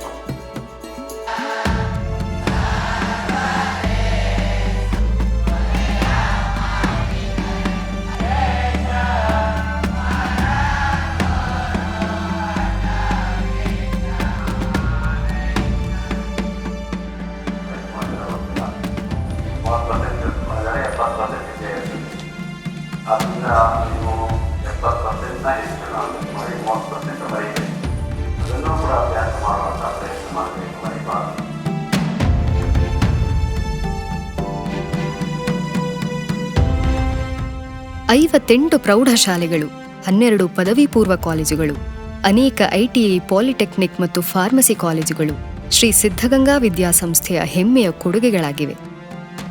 ಇದರ ಜೊತೆಗೆ ಅನೇಕ ಉಚಿತ ವಿದ್ಯಾರ್ಥಿ ನಿಲಯಗಳನ್ನು ಸ್ಥಾಪಿಸಿದ್ದಾರೆ. ನನ್ನ ಹೆಸರು ವಿನಯ್. ಈ ವಜ್ರ ಮಹೋತ್ಸವ ಸ್ಮಾರಕ ವಿದ್ಯಾರ್ಥಿ ನಿಲಯಕ್ಕೆ ಹಾಸ್ಟೆಲ್ ವಾರ್ಡನ್ ಆಗಿ ಕೆಲಸ ಮಾಡ್ತಾಯಿದ್ದೀನಿ. ನಾನು ಓದಿದ್ದೆಲ್ಲ 8ನೇ ತರಗತಿಯಿಂದ PGವರೆಗೂ ಇಲ್ಲೇನೆ. ಮನೇಲಿ ಬಡತನ ಇರೋ ಕಾರಣದಿಂದ 8ನೇ ತರಗತಿಗೆ ನಾನು ಇಲ್ಲಿ ಬಂದೆ. ವಿದ್ಯಾರ್ಥಿಗಳ ರೂಟೀನು ಬೆಳಗ್ಗೆ ಎಲ್ಲ ಮಕ್ಕಳು ಕೂಡ 5 ಗಂಟೆಗೆ ಎದ್ದೇಳಬೇಕು. 5ರಿಂದ 5:30 ದಿನನಿತ್ಯ ಕರ್ಮಗಳನ್ನೆಲ್ಲ ಮುಗಿಸ್ಕೋಬೇಕು. 5:30ರಿಂದ 6 ಗಂಟೆವರೆಗೂ ವಿದ್ಯಾಭ್ಯಾಸದಲ್ಲಿ ತೊಡಗಬೇಕು. ನಂತರ 6 ಗಂಟೆಗೆ ಎಲ್ಲ ಮಕ್ಕಳಿಗೂ ಸಾಮೂಹಿಕವಾಗಿ ಪ್ರಾರ್ಥನೆ ಇರುತ್ತೆ. 6:15, 6:20 ಅಷ್ಟರಲ್ಲಿ 1ರಿಂದ 10ನೇ ತರಗತಿ ಎಲ್ಲ ಮಕ್ಕಳಿಗೂ ಹಾಲು ವಿತರಣೆ ಆಗ್ತೈತೆ. ನಂತರ ಏನಾಗ್ತೈತೆ ಅಂದರೆ ಸಂಸ್ಕೃತಕ್ಕೆ ಹೋಗ್ತಾರೆ. 7ರಿಂದ 8:30ವರೆಗೂ ಸಂಸ್ಕೃತ ಇರ್ತೈತೆ. ಸಂಸ್ಕೃತ ಮುಗಿಸ್ಕೊಂಡು ಬಂದಾದಮೇಲೆ ಹಾಸ್ಟೆಲಲ್ಲಿ ಅಭ್ಯಾಸ ಮಾಡಬೇಕು. ಇಲ್ಲಿಂದ ಅಭ್ಯಾಸ ಮಾಡಿದ್ದಾದಮೇಲೆ ಒಂದು 9:45 10 ಗಂಟೆಗೆ ಊಟ ಇರುತ್ತೆ. ಊಟ ಮುಗಿಸ್ಕೊಂಡು ಶಾಲೆಗೆ ಹೋಗ್ತಾರೆ. ಶಾಲೆ 11ರಿಂದ 2 ಗಂಟೆವರೆಗೂ ಇರುತ್ತೆ. 2ರಿಂದ 2:45ವರೆಗೂ ಲಂಚ್ ಬ್ರೇಕ್ ಅಂತೇಳಿ ಮಾಡ್ತಾರೆ. ಅದಾದಮೇಲೆ ಮತ್ತೆ ಒಂದು 2-3 ಪೀರಿಯಡು ಸೆಷನ್ ಮಾಡ್ತಾರೆ. 5 ಗಂಟೆವರೆಗೂ ಶಾಲೆ ಇರ್ತೈತೆ. 5ರಿಂದ 6 ಗಂಟೆವರೆಗೂ ಮಕ್ಕಳಿಗೆ ಆಟ ಆಡೋಕ್ಕೆ ಸಮಯ ಇರ್ತದೆ.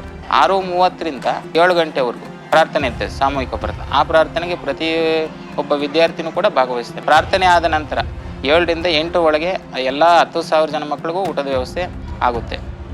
8ರಿಂದ 10 ಗಂಟೆವರೆಗೂ ಹಾಸ್ಟೆಲಿಗೆ ಬಂದು ಅವರು ತಮ್ಮ ದಿನನಿತ್ಯದ್ದು ನೋಟ್ಸ್ ಬರ್ಕೊಳ್ಳೋದಾಗಲಿ ಓದ್ಕೊಳ್ಳೋದಾಗಲಿ ಅದೇನಿರುತ್ತೋ ಅಷ್ಟು ಕೂಡ ಅವ್ರು ಮಾಡ್ತಾ ಇರ್ತಾರೆ. 10:15 ಅಷ್ಟೊತ್ತಿಗೆ ಎಲ್ಲ ಮಕ್ಕಳು ಮಲ್ಕೊಬಿಡ್ತಾರೆ. ಮತ್ತೆ ಡೈಲಿ ರೋಟೀನ್. ಶ್ರೀ ಶ್ರೀ ಶ್ರೀ ಶಿವಕುಮಾರ ಸ್ವಾಮಿಗಳು ದೇಶದ ಅಂಧ ಮತ್ತು ವಿಕಲಚೇತನ ಮಕ್ಕಳ ಬಗೆಗೆ ಅಪಾರ ಪ್ರೀತಿಯುಳ್ಳವರಾಗಿದ್ದರು. ಎಲ್ಲರಂತೆ ಅವರಿಗೂ ವಿದ್ಯಾಭ್ಯಾಸ ಮತ್ತು ಬದುಕನ್ನು ಕಟ್ಟಿಕೊಡುವ ಸದುದ್ದೇಶದಿಂದ ಶಿಕ್ಷಣ ಕೇಂದ್ರಗಳನ್ನು ಸ್ಥಾಪಿಸಿದ್ದಾರೆ. ವಿಶೇಷವಾಗಿ ಅಂಧ ಮಕ್ಕಳ ಮಾತು, ಹಾಡುಗಳನ್ನು ಕೇಳಿದಾಗ ಶ್ರೀ ಶ್ರೀ ಶ್ರೀ ಶಿವಕುಮಾರ ಸ್ವಾಮಿಗಳು ಬಹಳ ಸಂತೋಷ ಪಡುತ್ತಿದ್ದರಂತೆ.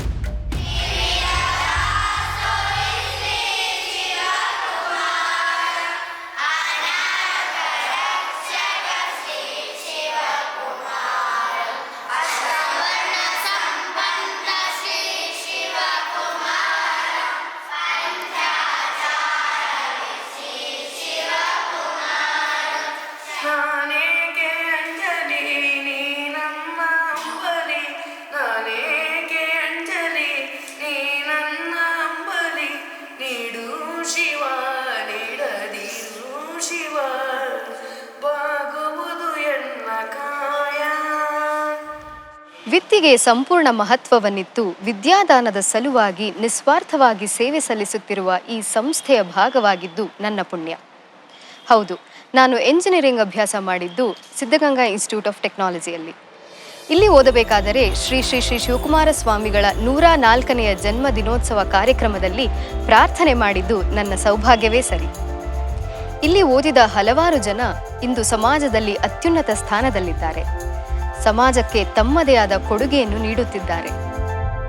ನಾನು Bhagwanth Khuba, Siddaganga institute of technology Tumakuru ಕಾಲೇಜಿನ ಹಳೆ ವಿದ್ಯಾರ್ಥಿ, ತ್ರಿವಿಧಿ ದಾಸೋಹಗಳಾದಂಥ ಲಿಂಗೈಕ್ಯ ಡಾಕ್ಟರ್ ಶ್ರೀ ಶ್ರೀ ಶ್ರೀ ಶಿವಕುಮಾರ್ ಮಹಾಸ್ವಾಮಿಗಳು ಸಿದ್ಧಗಂಗಾ ಮಠ ತುಮಕೂರವರ ದೂರದೃಷ್ಟತ್ವದ ಕಾರಣಕ್ಕಾಗಿ ಶಿಕ್ಷಣದಿಂದ ಸಮಾಜದಲ್ಲಿ ಸ್ವಸ್ಥತೆ ಮತ್ತು ಉತ್ತಮ ಸಮಾಜ ನಿರ್ಮಾಣ ಆಗುತ್ತದೆ ಅನ್ನುವಂಥದ್ದನ್ನು ಮನೆಗಂಡು ಈ ಒಂದು ಉತ್ತಮ ಶಿಕ್ಷಣದಿಂದ ಬಡ ಕುಟುಂಬಗಳ ಮಕ್ಕಳು ವಂಚಿತ ಆಗಬಾರ್ದು ಅನ್ನುವಂಥ ಉದ್ದೇಶದಿಂದ ಡಾಕ್ಟರ್ ಶ್ರೀ ಶ್ರೀ ಶಿವಕುಮಾರ ಸ್ವಾಮಿಯವರುಗಳು ಅನೇಕ ದಶಕಗಳಿಂದ ಬಡ ಮಕ್ಕಳಿಗೆ ಊಟ, ವಸತಿ, ಶಿಕ್ಷಣ ಉಚಿತವಾಗಿ ಕೊಟ್ಟಿದ್ದರ ಪರಿಣಾಮವಾಗಿ ಇವತ್ತು ಲಕ್ಷಗಟ್ಟಲೆ ಬಡ ವಿದ್ಯಾರ್ಥಿಗಳು ಶಿಕ್ಷಣವನ್ನು ಪಡೆದು ಅನೇಕ ದೊಡ್ಡ ದೊಡ್ಡ ಹುದ್ದೆಗಳಲ್ಲಿ ಸೇವೆಯನ್ನು ಸಲ್ಲಿಸ್ತಾ ಇದ್ದಾರೆ.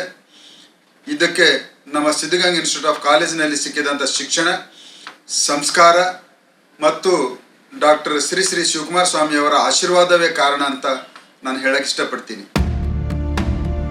ಇದು ಶ್ರೀ ಸಿದ್ಧಗಂಗಾ ವಿದ್ಯಾಸಂಸ್ಥೆಯ ಗ್ರಂಥಾಲಯ. ಈ ಗ್ರಂಥಾಲಯದಲ್ಲಿ ಸುಮಾರು 13,000 ಗ್ರಂಥಗಳಿವೆ ಎಂದು ಹೇಳುತ್ತಾರೆ. ಸಂಶೋಧನಾ ವಿದ್ಯಾರ್ಥಿಗಳಿಗೆ ಈ ಗ್ರಂಥಾಲಯ ಅತ್ಯಂತ ಉಪಯುಕ್ತವಾಗಿದೆ. ಇಲ್ಲಿ ಸಂಸ್ಕೃತದಲ್ಲಿ ಹಸ್ತಪ್ರತಿಗಳು, ವೇದ, ಉಪನಿಷತ್ತು, ರಾಮಾಯಣ, ಮಹಾಭಾರತ, ಕಾಳಿದಾಸಾದಿ ಮಹಾಕಾವ್ಯ ನಾಟಕಗಳು, ಹಳೆಗನ್ನಡದ ಪಂಪ ರನ್ನರ ಸಾಹಿತ್ಯದಿಂದ ಕುವೆಂಪುರವರ ಸಾಹಿತ್ಯದವರೆಗೂ ಎಲ್ಲವೂ ದೊರೆಯುತ್ತದೆ. ವಿಶೇಷವಾಗಿ ಶ್ರೀ ಶ್ರೀ ಶ್ರೀ ಶಿವಕುಮಾರ ಮಹಾಸ್ವಾಮಿಗಳ ಬಗ್ಗೆ ಇರುವ ಮೌಲಿಕ ಗ್ರಂಥಗಳನ್ನು ಇಲ್ಲಿ ನೋಡಬಹುದು.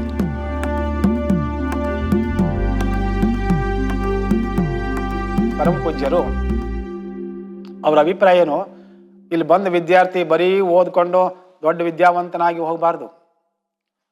ನಾಳೆ ಸಮಾಜದಲ್ಲಿ ಬೇರೆ ಬೇರೆ ಕ್ಷೇತ್ರದಲ್ಲಿ ಬದುಕುವಂತಹ ಕಲೆ, ಬದುಕುವಂತಹ ಶಕ್ತಿ, ಅನುಭವ ಇಲ್ಲಿನ ವಿದ್ಯಾರ್ಥಿಗಳಿಗೆ ಆಗಬೇಕು. ಅಂದರೆ ಬರೀ ಯಾವುದೋ ಬಿಳಿ ಕಾಲರ್ ಜಾಬ್ ಮಾತ್ರ ಅಲ್ಲ. ಒಬ್ಬ ಇಲ್ಲಿಂದ ಓದ್ಕೊಂಡು ಹೋದನು ಒಬ್ಬ ರೈತ ಆಗಬೇಕು, ಒಬ್ಬ ಕಾರ್ಮಿಕ ಆಗಬೇಕು, ಒಬ್ಬ ರಾಜಕಾರಣಿ ಆಗಬೇಕು, ಒಬ್ಬ ವಿಜ್ಞಾನಿ ಆಗಬೇಕು, ತತ್ವಜ್ಞಾನಿ ಆಗಬೇಕು. ವಿವಿಧ ಕ್ಷೇತ್ರಗಳಲ್ಲಿ ಮಠದ ವಿದ್ಯಾರ್ಥಿಗಳು ಮಿಂಚಬೇಕು. ಹಾಗಾಗಬೇಕಾದ್ರೆ ಇವರಿಗೆಲ್ಲ ರೀತಿಯ ಲೋಕದ ಅನುಭವ ಆಗಬೇಕು ಅನ್ನುವ ದೃಷ್ಟಿಯಿಂದ ಪ್ರತಿನಿತ್ಯ ಇಲ್ಲಿನ ವಿದ್ಯಾರ್ಥಿ ತಪ್ಪದೆ ಪ್ರಾರ್ಥನೆಯಲ್ಲಿ ಹೇಗೆ ಪಾಲ್ಗೊಳ್ಳಬೇಕು ಹಾಗೆ ಈ ನಡೆಯುವಂತಹ ನಿತ್ಯ ಕಾಯಕದಲ್ಲಿ ಪಾಲ್ಗೊಳ್ಳಲೇಬೇಕು. ಹಸಿದು ಬಂದವರು ಯಾರೇ ಆಗಿರಲಿ, ಅವರ ಜಾತಿ, ಕುಲ, ಮತ, ಗುಣ, ವಿದ್ಯೆ, ಶೀಲ ಇವ್ಯಾವನ್ನು ವಿಚಾರಿಸದೆ ದೈವಕ್ಕೆ ನೀಡುವನೆಂಬ ಭಾವನೆಯಿಂದ ಉಣಬಡಿಸುವವನೇ ದಾಸೋಹ.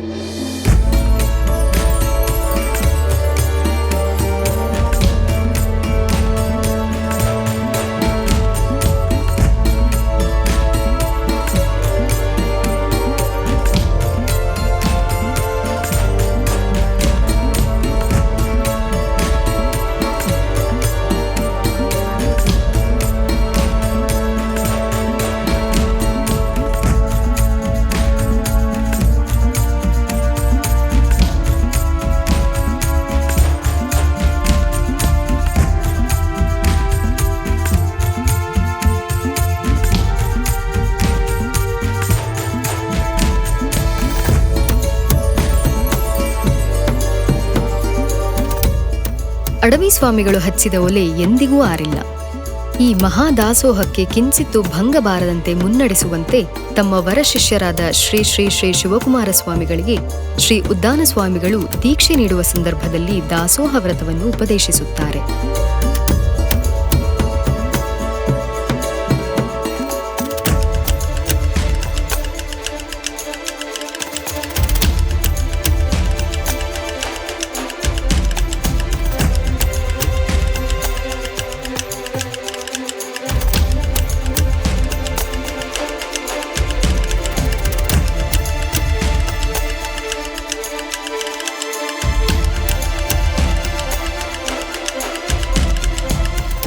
ಶ್ರೀ ಶ್ರೀ ಶ್ರೀ ಶಿವಕುಮಾರ ಸ್ವಾಮಿಗಳು ದಾಸೋಹ ಪಥದಲ್ಲಿ ಮುನ್ನಡೆದು ಹಲವು ಯೋಜನೆಗಳನ್ನು ರೂಪಿಸಿದರು ಹಾಗೂ ಆ ಯೋಜನೆಗಳು ಮರುಕ್ಷಣವೇ ಕಾರ್ಯರೂಪಕ್ಕೆ ಬಂದವು. ದಾಸೋಹಕ್ಕೆ ಬೇಕಾದ ಪಡಿಪದಾರ್ಥಗಳು ತಾವಾಗಿ ಓಡೋಡಿ ಬರಲಾರಂಭಿಸಿದವು. ಅದೇ ಹಾದಿಯಲ್ಲಿ ಶ್ರೀ ಸಿದ್ಧಲಿಂಗ ಸ್ವಾಮಿಗಳೂ ಸಹ ದಾಸೋಹಕ್ಕೆ ಸ್ವಲ್ಪವೂ ಭಂಗ ಬಾರದಂತೆ ನಡೆಸಿಕೊಂಡು ಬರುತ್ತಿದ್ದಾರೆ. ಅವರು ಹೇಳಿರುವಂಥದ್ದು ಎರಡು ಮುಖ್ಯವಾದ ವಿಚಾರ. ಒಂದು, ವಿದ್ಯಾರ್ಥಿಗಳಿಗೆ ಆಶ್ರಯ ಕೊಡುವಂಥದ್ದು, ಅವರ ಯೋಗಕ್ಷೇಮ ನೋಡಿಕೊಳ್ಳುವಂಥದ್ದು ಒಂದು. ಮಠದ ದಾಸೋಹ ನಿರಂತರವಾಗಿ ನಡೆಯಬೇಕು ಅನ್ನುವಂಥದ್ದು ಎರಡು. ಅವೆರಡೇ ಅವರು ಮುಖ್ಯವಾದಂಥದ್ದು. ಅವರು ಆರೋಗ್ಯ ತಪ್ಪಿ ಸ್ವಲ್ಪ ಹುಷಾರಿಲ್ಲದಾಗಲೂ ಕೂಡ ಅವರು ಇದೇ ವಿಚಾರವನ್ನೇ ವಿಚಾರಿಸ್ತಿದ್ದು. ದಾಸೋಹ ನಡೀತಾ ಇದೆಯಾ, ಮತ್ತು ವಿದ್ಯಾರ್ಥಿಗಳು ಏನು ಮಾಡ್ತಾ ಇದ್ದಾರೆ, ಅವ್ರ ನೀರಿಗೆ ವ್ಯವಸ್ಥೆ ಹೆಂಗೆ, ಈ ರೀತಿ ಪ್ರಶ್ನೆಗಳು ಕೇಳ್ತಾ ಇದ್ರು. ಸಾಮಾನ್ಯ ದಿನಗಳಲ್ಲಿ ಸರಿಸುಮಾರು 4,000 to 5,000 ಜನ ದಾಸೋಹದ ಭಾಗವಾಗಿ ಊಟ ಮಾಡುತ್ತಾರೆ. ಅಂದಾಜು 25 to 30 ಕ್ವಿಂಟಾಲ್ ಪಡಿಪದಾರ್ಥಗಳು ಅಡುಗೆಗೆ ಬಳಸಲಾಗುತ್ತದೆ. ಹಬ್ಬ ಹರಿದಿನ ವಿಶೇಷ ದಿನಗಳಲ್ಲಿ 45 to 50 ಕ್ವಿಂಟಾಲ್ ಪಡಿಪದಾರ್ಥಗಳನ್ನು ಅಡುಗೆಗೆ ಬಳಸಲಾಗುತ್ತದೆ. ಇಲ್ಲಿನ ವಿಶೇಷವೇನೆಂದ್ರೆ, ಯಾರೇ ಬರಲಿ ಮೊದಲು ಕೇಳೋದು ಊಟ ಮಾಡಿದ್ರಾ, ಇಲ್ಲದಿದ್ರೆ ದಯವಿಟ್ಟು ಮಾಡ್ಕೊಂಡು ಹೋಗಿ ಅಂತ. ಇದು ಗುರುಪರಂಪರೆಯಿಂದ ಬಂದಂತಹ ಸಂಸ್ಕಾರ ಮತ್ತು ಈಗಲೂ ರೂಢಿಯಲ್ಲಿರುವ ಮಂತ್ರ. ನಮಸ್ಕಾರ. ಈಗ ಶ್ರೀ ಸಿದ್ಧಗಂಗಾ ದಾಸೋಹದ ಸ್ಟೋರ್ ರೂಮ್ನಲ್ಲಿದ್ದೀವಿ. ಸರ್, ತಮ್ಮ ಹೆಸರು? ನಮ್ಮ ಹೆಸರು ಗುರುಬಸವ ದೇವರು. ಗುರುಬಸವ ದೇವರು, ಏನ ಕೆಲಸ ಮಾಡ್ತಾ ಇದ್ದೀರಾ ಇಲ್ಲಿ? ನಾವು ಸ್ಟೋರ್ ಇನ್ಚಾರ್ಜ್, ದಾಸೋಹ ಒಂದು ಹೋಗೋದು ಎಲ್ಲ ನೋಡ್ಕೊಂಡು ಇಲ್ಲೇ. ಸುಮಾರು ಎಷ್ಟು ಜನ ಭಕ್ತಾದಿಗಳು ದಿನ ಪ್ರತಿನಿತ್ಯ ಊಟ ಮಾಡ್ತಾರೆ ಇಲ್ಲಿ? ಇವತ್ತು ಒಂದು 6-7 ಸಾವಿರ ಜನ ಅವರೇ. ಒಂದು 10,000 ಆಗ್ತಾರೆ ಸಾಯಂಕಾಲದ ಹೊತ್ತಿಗೆ. ಜನ 7 ಗಂಟೆ ಸ್ಟಾರ್ಟ್ ಆದರೆ ರಾತ್ರಿ 11 ಗಂಟೆ ಆಗಲಿ ಜನಗಳಿಗೆ ಯಾರಿಗೂ ಊಟ ಅಂತ ಇಲ್ಲ ಅನ್ನಂಗಿಲ್ಲ. ನಡೀತಲೇ ಬೆಳಿಗ್ಗೆ ತಿಂಡಿ, ಮಧ್ಯಾಹ್ನ ಊಟ, ರಾತ್ರಿ ಊಟ. ಶನಿವಾರ ಭಾನುವಾರ ಬೆಳಿಗ್ಗೆ ಚಪಾತಿ, ಬಿಟ್ಟದಿಂದಾಗ ರಾತ್ರಿಗೆ ಚಪಾತಿ. ಒಂದು ಟೈಮ್ ಮುದ್ದೆ ಊಟ, ಒಂದು ಟೈಮ್ ಚಪಾತಿ ಊಟ. ಮುದ್ದೆ ಊಟ ಯಾವಾಗ ಕೊಡ್ತೀರಾ? ಶನಿವಾರ ಭಾನುವಾರ ಬೆಳಿಗ್ಗೆ ಕೊಡ್ತೀವಿ, ಮುದ್ದೆ ಊಟ ಸಾಯಂಕಾಲ ಕೊಡ್ತೀವಿ. ಇದ್ದಂತೆ ಬೆಳಿಗ್ಗೆ ಹೊತ್ತು ಮುದ್ದೆ ಊಟ, ಇನ್ನು ಶುಕ್ರವಾರದಾಗ ಸಾಯಂಕಾಲದ ಚಪಾತಿ. ಮತ್ತೆ ವಿಶೇಷ ದಿನಗಳಲ್ಲಿ, ಹಬ್ಬ ಹರಿದಿನಗಳಲ್ಲಿ ಎಷ್ಟು ಜನ ಬರ್ತಾರೆ? ಅದ್ರ ಲೆಕ್ಕನೇ ಇರಲ್ಲ. ಒಟ್ಟು ನಮ್ಗೆ ಕಾಮನ್ ಆಗಿ ದಿನ ಒಂದು 9-10 ಸಾವಿರ ಜನ, ಒಂದು 5,000ಕ್ಕೆ ಯಾವತ್ತೂ ಕಮ್ಮಿ ಆಗಿಲ್ಲ. ಸೊ ಇಷ್ಟು ದೊಡ್ಡ ಮಟ್ಟದಲ್ಲಿ ದಾಸೋಹ ನಡೆಯುತ್ತೆ ಅಂದ್ರೆ ಅದರ ನಿರ್ವಹಣೆ ಹೇಗಿರುತ್ತೆ? ಎಲ್ಲ ಸ್ವಾಮಿಗಳ ಆಶೀರ್ವಾದದಿಂದ ನಡೀತದೆ. ನಾವು ಏನೋ ನೋಡ್ಕೊಂಡು ನಮ್ಮ ಕೈಲಿ ಏನು ಯಾವತ್ತು ಏನು ಇಲ್ಲ ಅಂದಿಲ್ಲ, ತೊಂದರೆ ಆಗಿಲ್ಲ.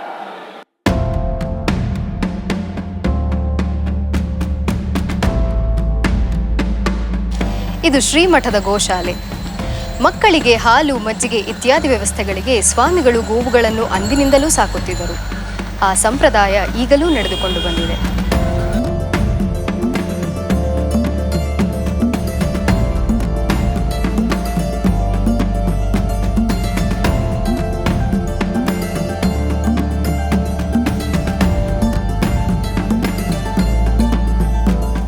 ಅಕ್ಷರ ಕ್ರಾಂತಿ ದಾಸೋಹದ ಬಗ್ಗೆ ಇಷ್ಟು ಮಾತನಾಡಿದ ನಾನು ಈ ಕ್ಷೇತ್ರ ಕಂಡ ಮಹಾ ದಾಸೋಹಿ ಪುಣ್ಯ ಪುರುಷ ಪರಮ ಪೂಜ್ಯರ ಬಗ್ಗೆ ಯಾಕೆ ಇನ್ನೂ ಹೇಳಲಿಲ್ಲ ಅನ್ಕೋತಿದ್ದೀರಾ?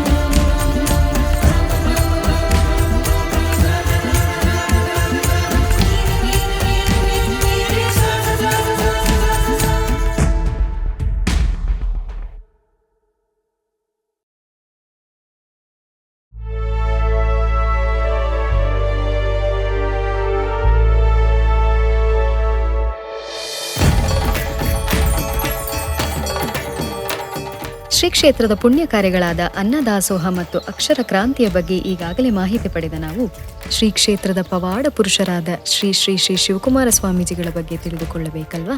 ಹೌದು, ಶ್ರೀ ಶ್ರೀ ಶ್ರೀ ಶಿವಕುಮಾರ ಸ್ವಾಮಿಗಳು ಹುಟ್ಟಿದ್ದು ಎಲ್ಲಿ? ಅವರ ಪರಿಚಯ ಮಠಕ್ಕೆ ಹೇಗಾಯಿತು? ಈಗಾಗಲೇ ಹಲವಾರು ಮಾಹಿತಿಯನ್ನು ಪಡೆದ ನಾವು ಇನ್ನಷ್ಟು ಕೇಳಿರದ ವಿಚಾರಗಳನ್ನು ತಿಳಿದುಕೊಳ್ಳೋಣ. ಶಿವಗಂಗಾಗಿರಿಯ ದಕ್ಷಿಣ ದಿಕ್ಕಿನಲ್ಲಿ ಸುಮಾರು 6 ಕಿಲೋಮೀಟರ್ ದೂರದಲ್ಲಿ ವೀರಾಪುರವೆಂಬ ಪುಣ್ಯ ಗ್ರಾಮವಿದೆ. ಅಲ್ಲಿ ಹೊನ್ನಪ್ಪ ಗಂಗಮ್ಮನೆಂಬ ಶರಣ ದಂಪತಿಗಳು ಶಿವಭಕ್ತ ಕುಲ ಶ್ರೇಷ್ಠರೆನಿಸಿ ಬಸವಣ್ಣ ಗಂಗಾಂಬಿಕೆಯರಂತೆ ಶೋಭಿಸುತ್ತಿದ್ದರು. ಈ ಪುಣ್ಯ ದಂಪತಿಗಳಿಗೆ ಏಪ್ರಿಲ್ 1, 1908ರಲ್ಲಿ 13ನೇ ಮಗುವಾಗಿ ಒಂದು ದಿವ್ಯ ಶಿಶುವು ಜನಿಸುತ್ತದೆ. ಶುಭ ಮುಹೂರ್ತದಲ್ಲಿ ಲಿಂಗಧಾರಣೆ ನಾಮಕರಣಾದಿ ಮಹೋತ್ಸವಗಳನ್ನು ಮಾಡಿ ಮಗುವಿಗೆ ಶಿವಣ್ಣನೆಂದು ಹೆಸರಿಡುತ್ತಾರೆ.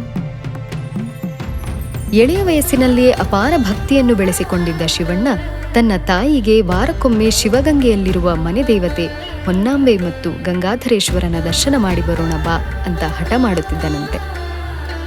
ಮಗನ ಆಸೆಯನ್ನು ತೀರಿಸಲು ತಾಯಿ ಸಂತೋಷದಿಂದ ಸಿದ್ಧಳಾಗಿ ದಾರಿಯುದ್ದಕ್ಕೂ ಬರುವಾಗ ಕ್ಷೇತ್ರದ ಮಹಿಮೆಯನ್ನು ಸಾರುವ ಅನೇಕ ಪೌರಾಣಿಕ ಕಥೆಗಳನ್ನು ಹೇಳುತ್ತಾ ಬರುತ್ತಿದ್ದರಂತೆ.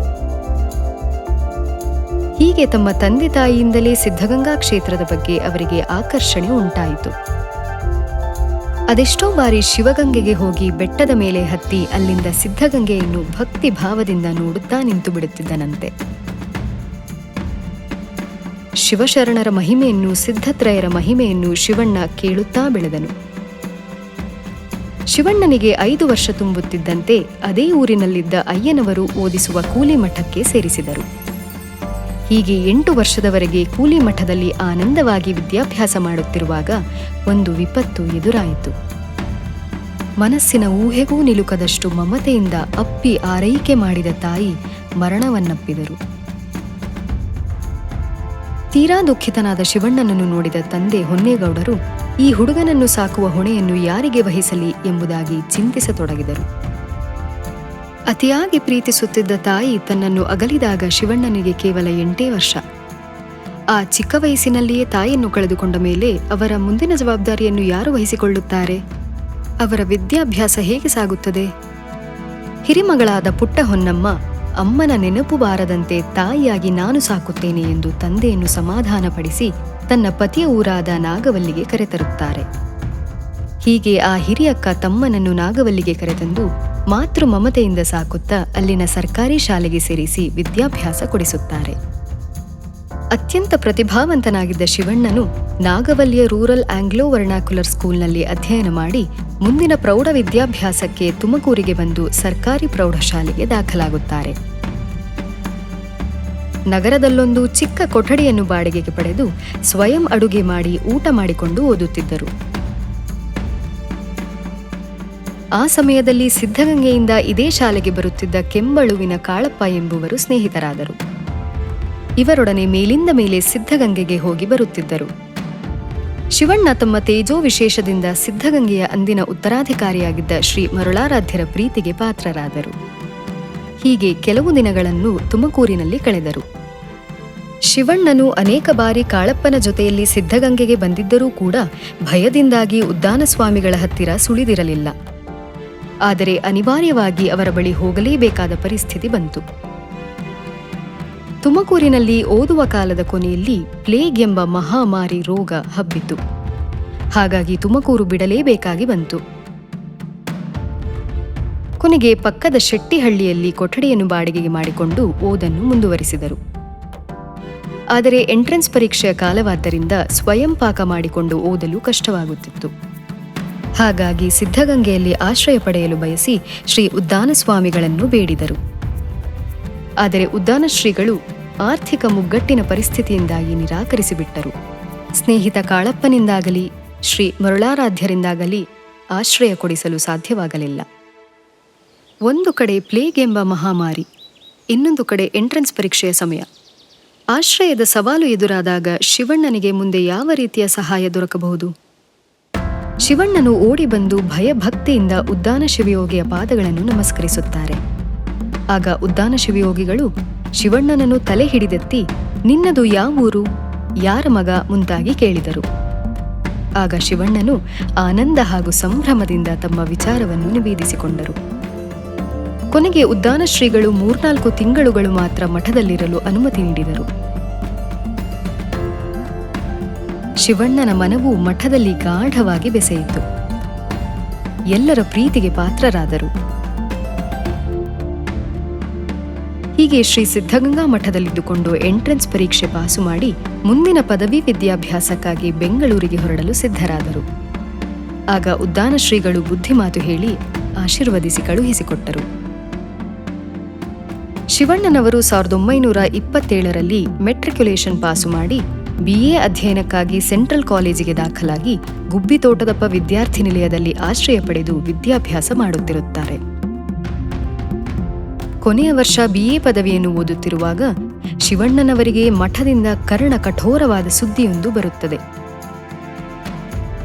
ಶಿವಣ್ಣ ಸಿದ್ಧಗಂಗೆಯಲ್ಲಿ ಕೇವಲ 4 ತಿಂಗಳಿದ್ದರೂ ಅಂದಿನ ಶ್ರೀಮಠದ ಉತ್ತರಾಧಿಕಾರಿಗಳಾದ ಶ್ರೀ ಮರುಳಾರಾಧ್ಯರೊಡನೆ 40 ವರ್ಷದಷ್ಟು ಆತ್ಮೀಯತೆಯ ಬೆಸುಗೆ. ಇಂಥ ಶ್ರೀ ಮರುಳಾರಾಧ್ಯರು ಇದ್ದಕ್ಕಿದ್ದಂತೆ ಲಿಂಗೈಕ್ಯರಾದರೆಂಬ ಸುದ್ದಿ ಬರಸಿಡಿಲಿನಂತೆ ದಿನಾಂಕ 16/1/1930 ಬೆಳಗ್ಗೆ ಶಿವಣ್ಣನವರ ಮೇಲೆ ಬಂದೆರಗಿತು. ಕೂಡಲೇ ಗುರುವನ್ನು ನೆನೆಯುತ್ತಾ ಶ್ರೀಕ್ಷೇತ್ರಕ್ಕೆ ಧಾವಿಸಿ ಬಂದರು. ಮರುಳಾರಾಧ್ಯರ ಸಮಾಧಿ ಕ್ರಿಯೆಗಳು ನಡೆಯುತ್ತಾ ಅಂತ್ಯಭಾಗಕ್ಕೆ ಬಂದಿದೆ.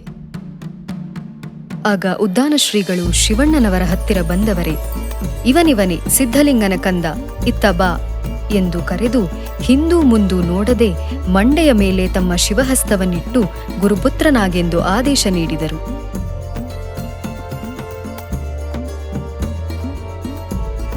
ಆಗ ಶಿವಣ್ಣನವರು ಗಡಗಡನೆ ನಡುಗಿ ಹೋದರು. ಶರೀರವೆಲ್ಲವೂ ರೋಮಾಂಚನಗೊಂಡಿತು. ಮಠದ ಬಗ್ಗೆ ಸದಾ ಒಲವು ಭಕ್ತಿ ಇದ್ದ ಶಿವಣ್ಣನಿಗೂ ಈ ಆದೇಶ ಆಶ್ಚರ್ಯವೇ ಸರಿ. ತಮ್ಮ ಮುಂದಿರುವ ಇಷ್ಟು ದೊಡ್ಡ ಜವಾಬ್ದಾರಿಯನ್ನು ಶಿವಣ್ಣನವರು ಹೇಗೆ ಸ್ವೀಕರಿಸುತ್ತಾರೆ? ಉದ್ದಾನ ಶ್ರೀಗಳು, ಮಗನೇ, ಸಿದ್ಧಲಿಂಗನೇ ನಿನ್ನನ್ನು ಗುರುಪುತ್ರನಾಗಿ ಕರುಣಿಸಿದ್ದಾನೆ. ಇನ್ನು ನೀನೇ ಈ ಕ್ಷೇತ್ರಕ್ಕೆ ಅಧಿಪತಿಯು. ಒಪ್ಪಿಕೊಂಡು ಲೋಕಸೇವೆಗೆ ಅಣಿಯಾಗು ಎಂದು ಆದೇಶಿಸಿದರು. ಆಗ ಶಿವಣ್ಣನವರು ಗದ್ಗದ ಕಂಠದಿಂದ, ಗುರುವೇ, ನಿಮ್ಮಿಚ್ಛೆಯಂತಾಗಲಿ. ನಿಮ್ಮ ಕರುಣೆಯ ಶಿಶುವಾನು, ನೀವೇರುವ ವಾಹನವಾಗುವೆ. ನನ್ನನ್ನು ಮುಗ್ಗರಿಸದಂತೆ ನಡೆಸಿಕೋ ಎನ್ನುತ್ತಾ ಪೂರ್ವಾಪರ ಯೋಚಿಸದೆ ತಂದೆ ತಾಯಿ ಬಂಧು ಬಳಗವನ್ನು ಕೇಳದೆ ಶಿವಣ್ಣನವರು ನಮಸ್ಕಾರ ಹಾಕಿಯೇ ಬಿಟ್ಟರು. ಆಗ ಉದ್ದಾನ ಶಿವಯೋಗಿಗಳು ಸಂತಸಗೊಂಡು ಶಿವಣ್ಣನೆಂಬ ಹೆಸರನ್ನು ತೆಗೆದು ಶ್ರೀ ಶಿವಕುಮಾರ ಸ್ವಾಮಿ ಎಂಬ ನೂತನ ಹೆಸರು ಕೊಟ್ಟು ಹರಸಿದರು.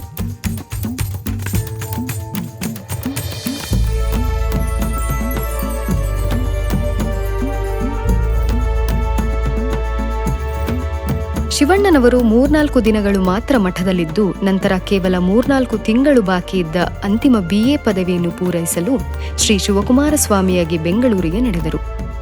ಇವರು ಸ್ವಾಮಿಗಳಾಗಿ ಬಂದದ್ದನ್ನು ನೋಡಿ ಅವರ ಗುರುಗಳಾದ ಶ್ರೀ AR ಕೃಷ್ಣಶಾಸ್ತ್ರಿಗಳು ಹಾಗೂ ಶ್ರೀ TS ವೆಂಕಣ್ಣನವರು ಆನಂದದಿಂದ ಅಭಿನಂದಿಸಿದರು.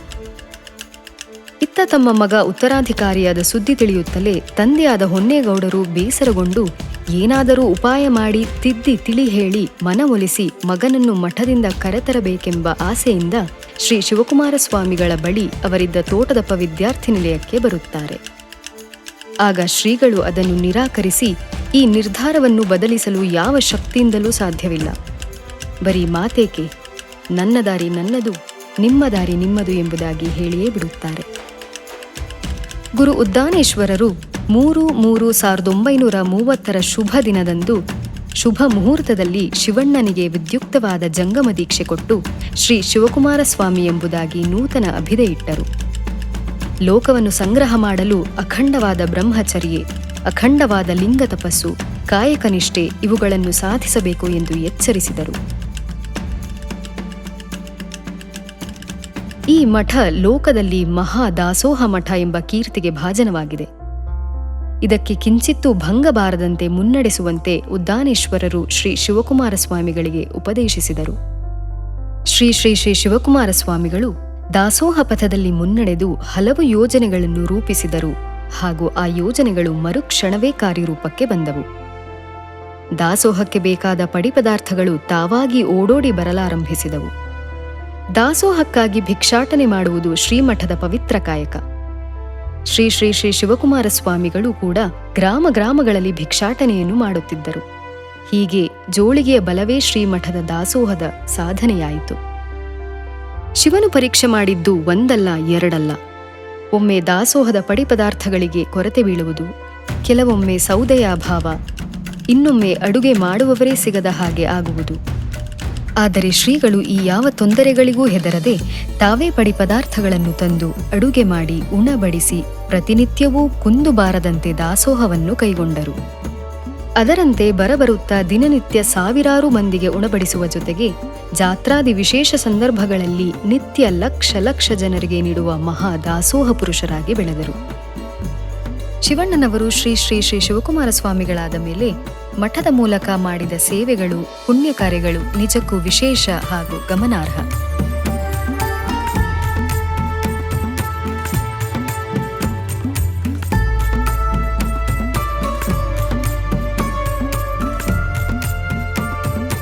ಶ್ರೀ ಶ್ರೀ ಶ್ರೀ ಶಿವಕುಮಾರ ಮಹಾಸ್ವಾಮಿಗಳ ಜೋಳಿಗೆಯ ಬಲವೇ ಶ್ರೀಮಠದ ದಾಸೋಹದ ಸಾಧನೆಯಾಯಿತು. ಶ್ರೀಗಳ ಕಾಯಕ ಬದ್ಧತೆ, ದಕ್ಷತೆಯನ್ನು ಕಂಡು ಲೋಕ ಬೆರಗಾಯಿತು. ಸನ್ಯಾಸ ಧರ್ಮ ಕ್ರಿಯಾರೂಪಕ್ಕಿಳಿದರೆ ಎಂತಹ ಅದ್ಭುತ ಸಾಧನೆಗಳು ಜರುಗುತ್ತವೆ ಎಂಬುದಕ್ಕೆ ಶ್ರೀಗಳು ಸಾಕ್ಷಿಯಾದರು. ಅವರ ಕಾಯಕದ ದಿನಚರಿಯೇ ಒಂದು ಮಹಾದ್ಭುತ. ಜಗತ್ತೆಲ್ಲವೂ ನಿದ್ದೆಗಣ್ಣಿನಲ್ಲಿರುವಾಗಲೇ ರಾತ್ರಿ 3ನೇ ಜಾವದೊಳೆದ್ದು ಸ್ವಾಧ್ಯಾಯ ಪ್ರಾತರ್ವಿಧಿಗಳನ್ನು ಪೂರೈಸಿ ಬ್ರಾಹ್ಮಿ ಮುಹೂರ್ತದ ಹೊತ್ತಿಗೆ ಇಷ್ಟಲಿಂಗ ಪೂಜಾ ತಪಸ್ಸಿನಲ್ಲಿ ಮಗ್ನರಾಗುತ್ತಾರೆ. ಪೂಜಾ ಪ್ರಸಾದದ ನಂತರ ಸೂರ್ಯ ಏಳುವ ಮುನ್ನವೇ ಕಾರ್ಯಾಲಯಕ್ಕೆ ಬಂದು ಕಾರ್ಯಪ್ರವೃತ್ತರಾಗುತ್ತಿದ್ದರು. ದಿನನಿತ್ಯ ನೂರಾರು ಪತ್ರಗಳಿಗೆ ಉತ್ತರಿಸುವುದು, ಬಂದವರ ಬೇಕು ಬೇಡಿಕೆಗಳನ್ನು ವಿಚಾರಿಸುವುದು, ದಾಸೋಹ ಸಿದ್ಧತೆಯನ್ನು ಪರಿಶೀಲಿಸುವುದು, ದಿನನಿತ್ಯ ನೂರಾರು ಕಿಲೋಮೀಟರ್ ಪ್ರಯಾಣ ಬೆಳೆಸಿ ಸಭೆ ಸಮಾರಂಭಗಳಲ್ಲಿ ಭಾಗವಹಿಸುವುದು, ಸುಡುವ ಬಿಸಿಲನ್ನು ನೆತ್ತಿಯಲ್ಲಿ ಹೊತ್ತು ಆಶ್ರಯಿಸಿ ಬಂದವರಿಗೆ ತಂಪು ನೆರಳನ್ನು ಕೊಡುವ ಆಲದ ಮರದಂತೆ ತಾನು ನೊಂದು ಬೆಂದರೂ ಸಹ ಆಸರೆ ಬಯಸಿ ಬಂದ ಲಕ್ಷಾಂತರ ಮಂದಿ ಅನಾಥ ಮಕ್ಕಳಿಗೆ, ಬಡವರಿಗೆ ಅನ್ನ ಅರಿವನ್ನಿತ್ತು ಬದುಕಿಗೆ ಸುಖದ ತಂಪೆರೆದ ಮಹಾ ವಟುವೃಕ್ಷವಾಗಿದ್ದಾರೆ. ಪರಮಪೂಜ್ಯರು ಅನೇಕ ವರ್ಷಗಳ ಕಾಲ ಮಾಡಿದ ಲೋಕಹಿತಾರ್ಥ ಸೇವೆಯನ್ನು ಚಾರಿತ್ರಿಕವಾಗಿ ದಾಖಲಿಸುವ ಉದ್ದೇಶವಾಗಿ ಮತ್ತು ಅವರ ನಿಸ್ವಾರ್ಥ ಸೇವೆಯನ್ನು ಸ್ಮರಿಸುತ್ತಾ ಕೃತಜ್ಞತೆಯನ್ನು ಸಲ್ಲಿಸಲು ಅವರ ಭಕ್ತವೃಂದ ಮತ್ತು ಸೇವಾರ್ಥಿಗಳು ಹಲವು ಕಾರ್ಯಕ್ರಮಗಳನ್ನು ರೂಪಿಸಲು ಮುಂದಾದರು. ಈ ನಿಟ್ಟಿನಲ್ಲಿ ಶ್ರೀಗಳ ಪರಮಾಯುಷ್ಯವನ್ನು ಚಾರಿತ್ರಿಕವಾಗಿ ದಾಖಲಿಸುವಂತಹ ರಜತ ಮಹೋತ್ಸವ, ಸುವರ್ಣ ಮಹೋತ್ಸವ, ವಜ್ರ ಮಹೋತ್ಸವ, ಅಮೃತ ಮಹೋತ್ಸವ ಮತ್ತು ಶತಮಾನೋತ್ಸವವನ್ನು ಭಕ್ತರು ಮತ್ತು ಹಳೆಯ ವಿದ್ಯಾರ್ಥಿಗಳು ಆಚರಿಸುತ್ತಾರೆ. ಸ್ಮರಣಾರ್ಥವಾಗಿ ಈ ಬೃಹತ್ ಮಹೋತ್ಸವಗಳಲ್ಲಿ ಕ್ರಮವಾಗಿ ಸಿದ್ಧಗಂಗಾ ಶ್ರೀ ಎಂಬ ಅಭಿನಂದನಾ ಗ್ರಂಥ, ದಾಸೋಹ ಸಿರಿ ಮತ್ತು ಸಿದ್ಧಶೈಲ ಎಂಬ ಗುರುವಂದನಾ ಮಹಾಸಂಪುಟಗಳನ್ನು ಹೊರತರಲಾಯಿತು. ಪ್ರತಿ ವರ್ಷ ಶ್ರೀಗಳ ಜನ್ಮದಿನೋತ್ಸವವನ್ನೂ ಸಹ ಮಠ ಮತ್ತು ಭಕ್ತಗಣಗಳು ಸೇರಿ ಅತಿ ವಿಜೃಂಭಣೆಯಿಂದ ಆಚರಿಸುತ್ತವೆ.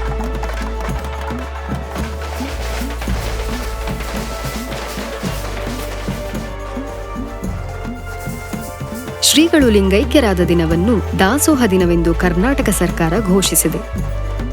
ಪ್ರತಿ ವರ್ಷ ಜನವರಿ 21ರಂದು ದಾಸೋಹ ದಿನವೆಂದು ಆಚರಿಸಲಾಗುತ್ತದೆ. ನಮ್ಮ ಪರಮಪೂಜ್ಯರು ಅಸಂಖ್ಯಾತ ಅನಾಥ ಮಕ್ಕಳಿಗೆ ತಾಯಿಯಾಗಿ ಅನ್ನ ಆಸರೆಯನ್ನಿತ್ತು, ತಂದೆಯಾಗಿ ಶಿಕ್ಷಣ ಕೊಟ್ಟು, ದೈವವಾಗಿ ರಕ್ಷಿಸಿ, ಗುರುವಾಗಿ ಬೋಧಿಸಿ, ಆ ಅನಾಥ ಮಕ್ಕಳ ಅಂತರಂಗದಲ್ಲಿ ದೇವರನ್ನು ಕಾಣುತ್ತಿದ್ದರು ಹಾಗೂ ಅವರ ಪಾಲಿಗೆ ದೇವರೇ ಆಗಿದ್ದರು. ಪರಮಪೂಜ್ಯರು ತಮ್ಮ ಕೊನೆಯ ದಿನಗಳಲ್ಲಿ ಮಕ್ಕಳೊಡನೆ ಮಕ್ಕಳಾಗಿ ಶಿವಬಾಲ ಲೀಲೆಯನ್ನು ತೋರುತ್ತಿದ್ದರು. ಪೂಜ್ಯರು ಹಳೆಯ ಮಠದಿಂದ ಬರುವಾಗ ಹಾಗೂ ಭದ್ರಾಸನದಲ್ಲಿ ಮೂರ್ತಗೊಂಡಾಗ ಮಕ್ಕಳನ್ನು ಹತ್ತಿರ ಕರೆದು, ಯಾವ ಆಟ ಆಡ್ತಿದ್ದೀಯಾ, ಪಾಠ ಯಾವುದು ಬರುತ್ತೆ, ಸುಭಾಷಿತ ಹೇಳು ಮುಂತಾಗಿ ಅಕ್ಕರೆಯಿಂದ ಕೇಳುತ್ತಾ ಮಕ್ಕಳೊಡನೆ ಮಕ್ಕಳೇ ಆಗುತ್ತಿದ್ದರು. ನಮ್ಮ ಪರಮಪೂಜ್ಯರು ತಮ್ಮ ಅಂತಿಮ ದಿನಗಳಲ್ಲಿ ಲೋಕವನ್ನು ಹೇಗೆ ಹರಸುತ್ತಿದ್ದರೆಂದರೆ, ಮೊದಮೊದಲು ಬಂದವರನ್ನು ಯಾವಾಗ ಬಂದಿರಿ, ಪ್ರಸಾದ ಮಾಡಿ ಮುಂತಾಗಿ ಮಾತನಾಡಿಸಿ ಆಶೀರ್ವಾದ ಮಾಡುತ್ತಿದ್ದರು. ನಂತರ ನೋಟ ಮಾತ್ರದಿಂದಲೂ, ಮುಂದೆ ಮನಸ್ಸಿನಿಂದಲೂ, ಕೊನೆಗೆ ಮೌನ ಮಾತ್ರದಿಂದಲೇ ಈ ಲೋಕವನ್ನು ಆಶೀರ್ವಾದ ಮಾಡುತ್ತಿದ್ದರು. ಹೀಗೆ ಜಗವ ಹರಸಿದ ತ್ರಿವಿಧ ದಾಸೋಹಿ ಶ್ರೀ ಗುರುವಿಗೆ ಶರಣು ಶರಣಾರ್ಥಿ.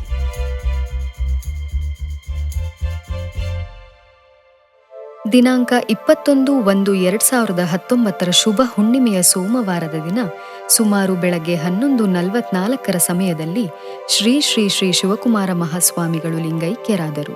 ಮಠದ ಮಕ್ಕಳಿಗೆ ನನ್ನ ಲಿಂಗೈಕ್ಯದ ವಿಷಯವನ್ನು ಅವರೆಲ್ಲರ ಊಟವಾದ ಮೇಲೆ ತಿಳಿಸಬೇಕು, ಏಕೆಂದರೆ ಮೊದಲೇ ಹೇಳಿದರೆ ದುಃಖದಿಂದ ಉಪವಾಸವಿದ್ದಾರು ಎಂದು ತಮ್ಮ ವರಶಿಷ್ಯರಿಗೆ ಹೇಳಿದ್ದರಂತೆ ಪರಮಪೂಜ್ಯರು.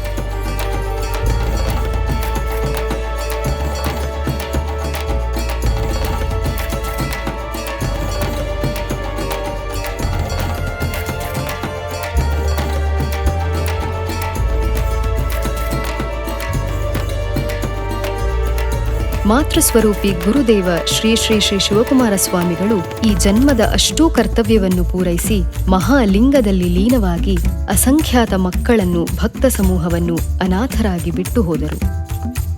ಜಾತಿ ಮತ ಭೇದವ ಮೀರಿ ಕೋಟಿ ಕೋಟಿ ಹೃದಯವನ್ನು ಗೆದ್ದ ಹೃದಯೇಶ್ವರರಿಗೆ ಎಲ್ಲಾ ಹಿಂದೂ ಮಂದಿರಗಳಲ್ಲಿ, ಮಸೀದಿಗಳಲ್ಲಿ, ಚರ್ಚ್ಗಳಲ್ಲಿ ಮುಗಿಲು ಮುಟ್ಟಿಸುವ ಪ್ರಾರ್ಥನೆಗಳನ್ನು ಸಲ್ಲಿಸಿದರು.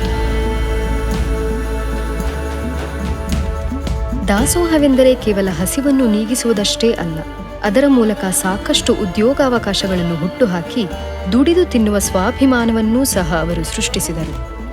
ಜಾತಿ ಮತ ಧರ್ಮ ಲಿಂಗ ಭೇದವನ್ನೂ ಸಹ ಮಾಡದೆ ಶಿಕ್ಷಣ ದಾಸೋಹಾದಿ ಸೇವೆಗಳಲ್ಲಿ ಎಲ್ಲರಿಗೂ ಸದಾವಕಾಶವನ್ನು ನೀಡಿದರು.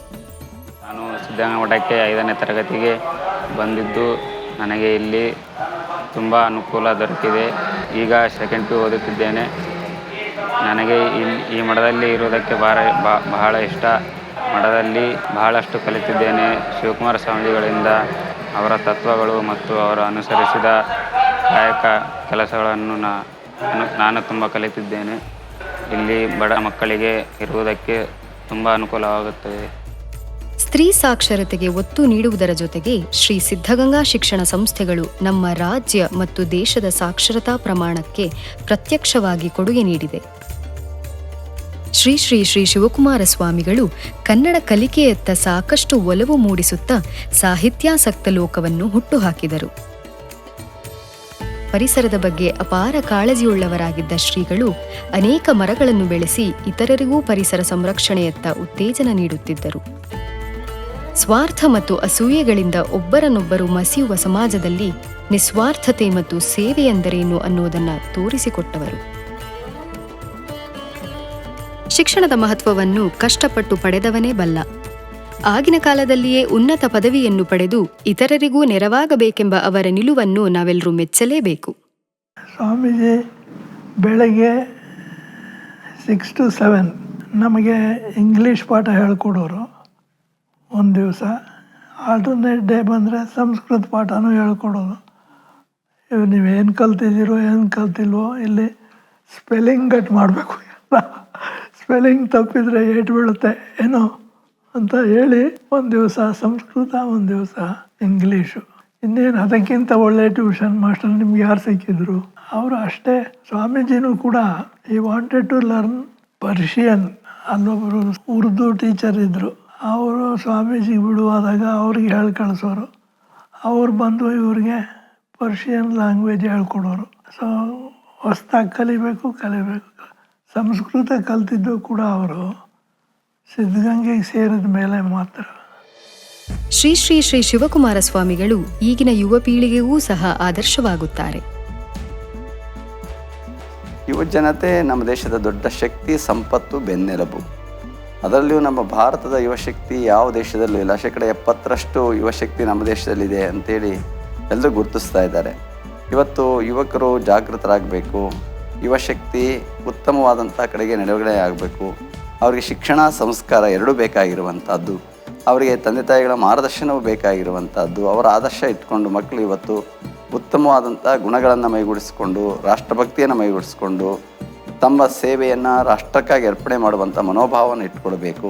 ತಾವು ದುಡಿಮೆ ಮಾಡುವಂಥ ಮನೋಭಾವ ಇಟ್ಕೊಳ್ಬೇಕು. ಪ್ರಾಮಾಣಿಕವಾಗಿ ದುಡಿತೀನಿ, ನನ್ನ ಕಾಲ ಮೇಲೆ ನಿಂತ್ಕೋತೀನಿ, ಏನೇ ಆಗಲಿ ಕಷ್ಟವೋ ಸುಖವೋ ಅನುಭವಿಸ್ತೀನಿ ನಾನು ಅನ್ನುವಂಥ ದೃಢವಾದ ಸಂಕಲ್ಪ ಇರಬೇಕು ಅವರಿಗೆ.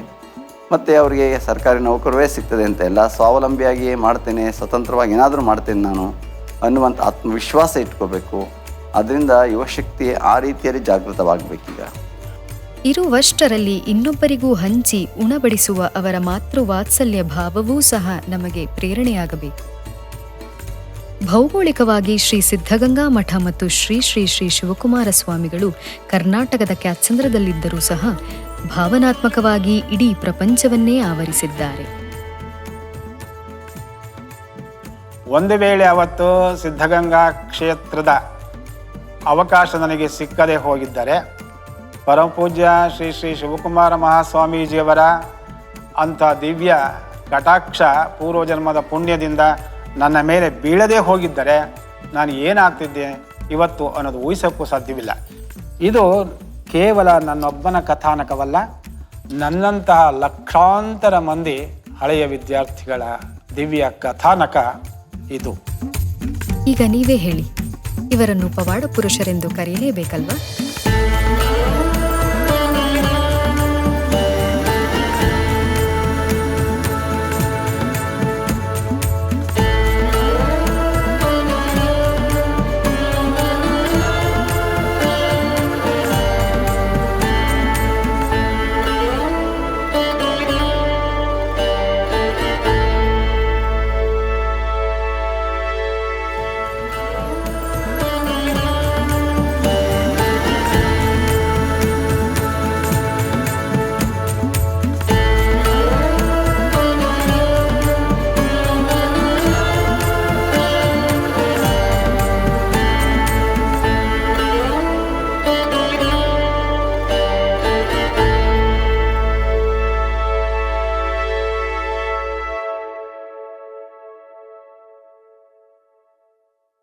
ಒಂದು ತುತ್ತು ಅನ್ನದ ಹಿಂದೆ ಸಾವಿರಾರು ಮಂದಿ ಶ್ರಮವಿದೆ, ಶಕ್ತಿ ಸಾಗರವೇ ನಿಂತಿದೆ. ಹಾಗಾಗಿ ಪ್ರಸಾದವನ್ನು ಯಾರು ವ್ಯರ್ಥಿಸಬೇಡಿ.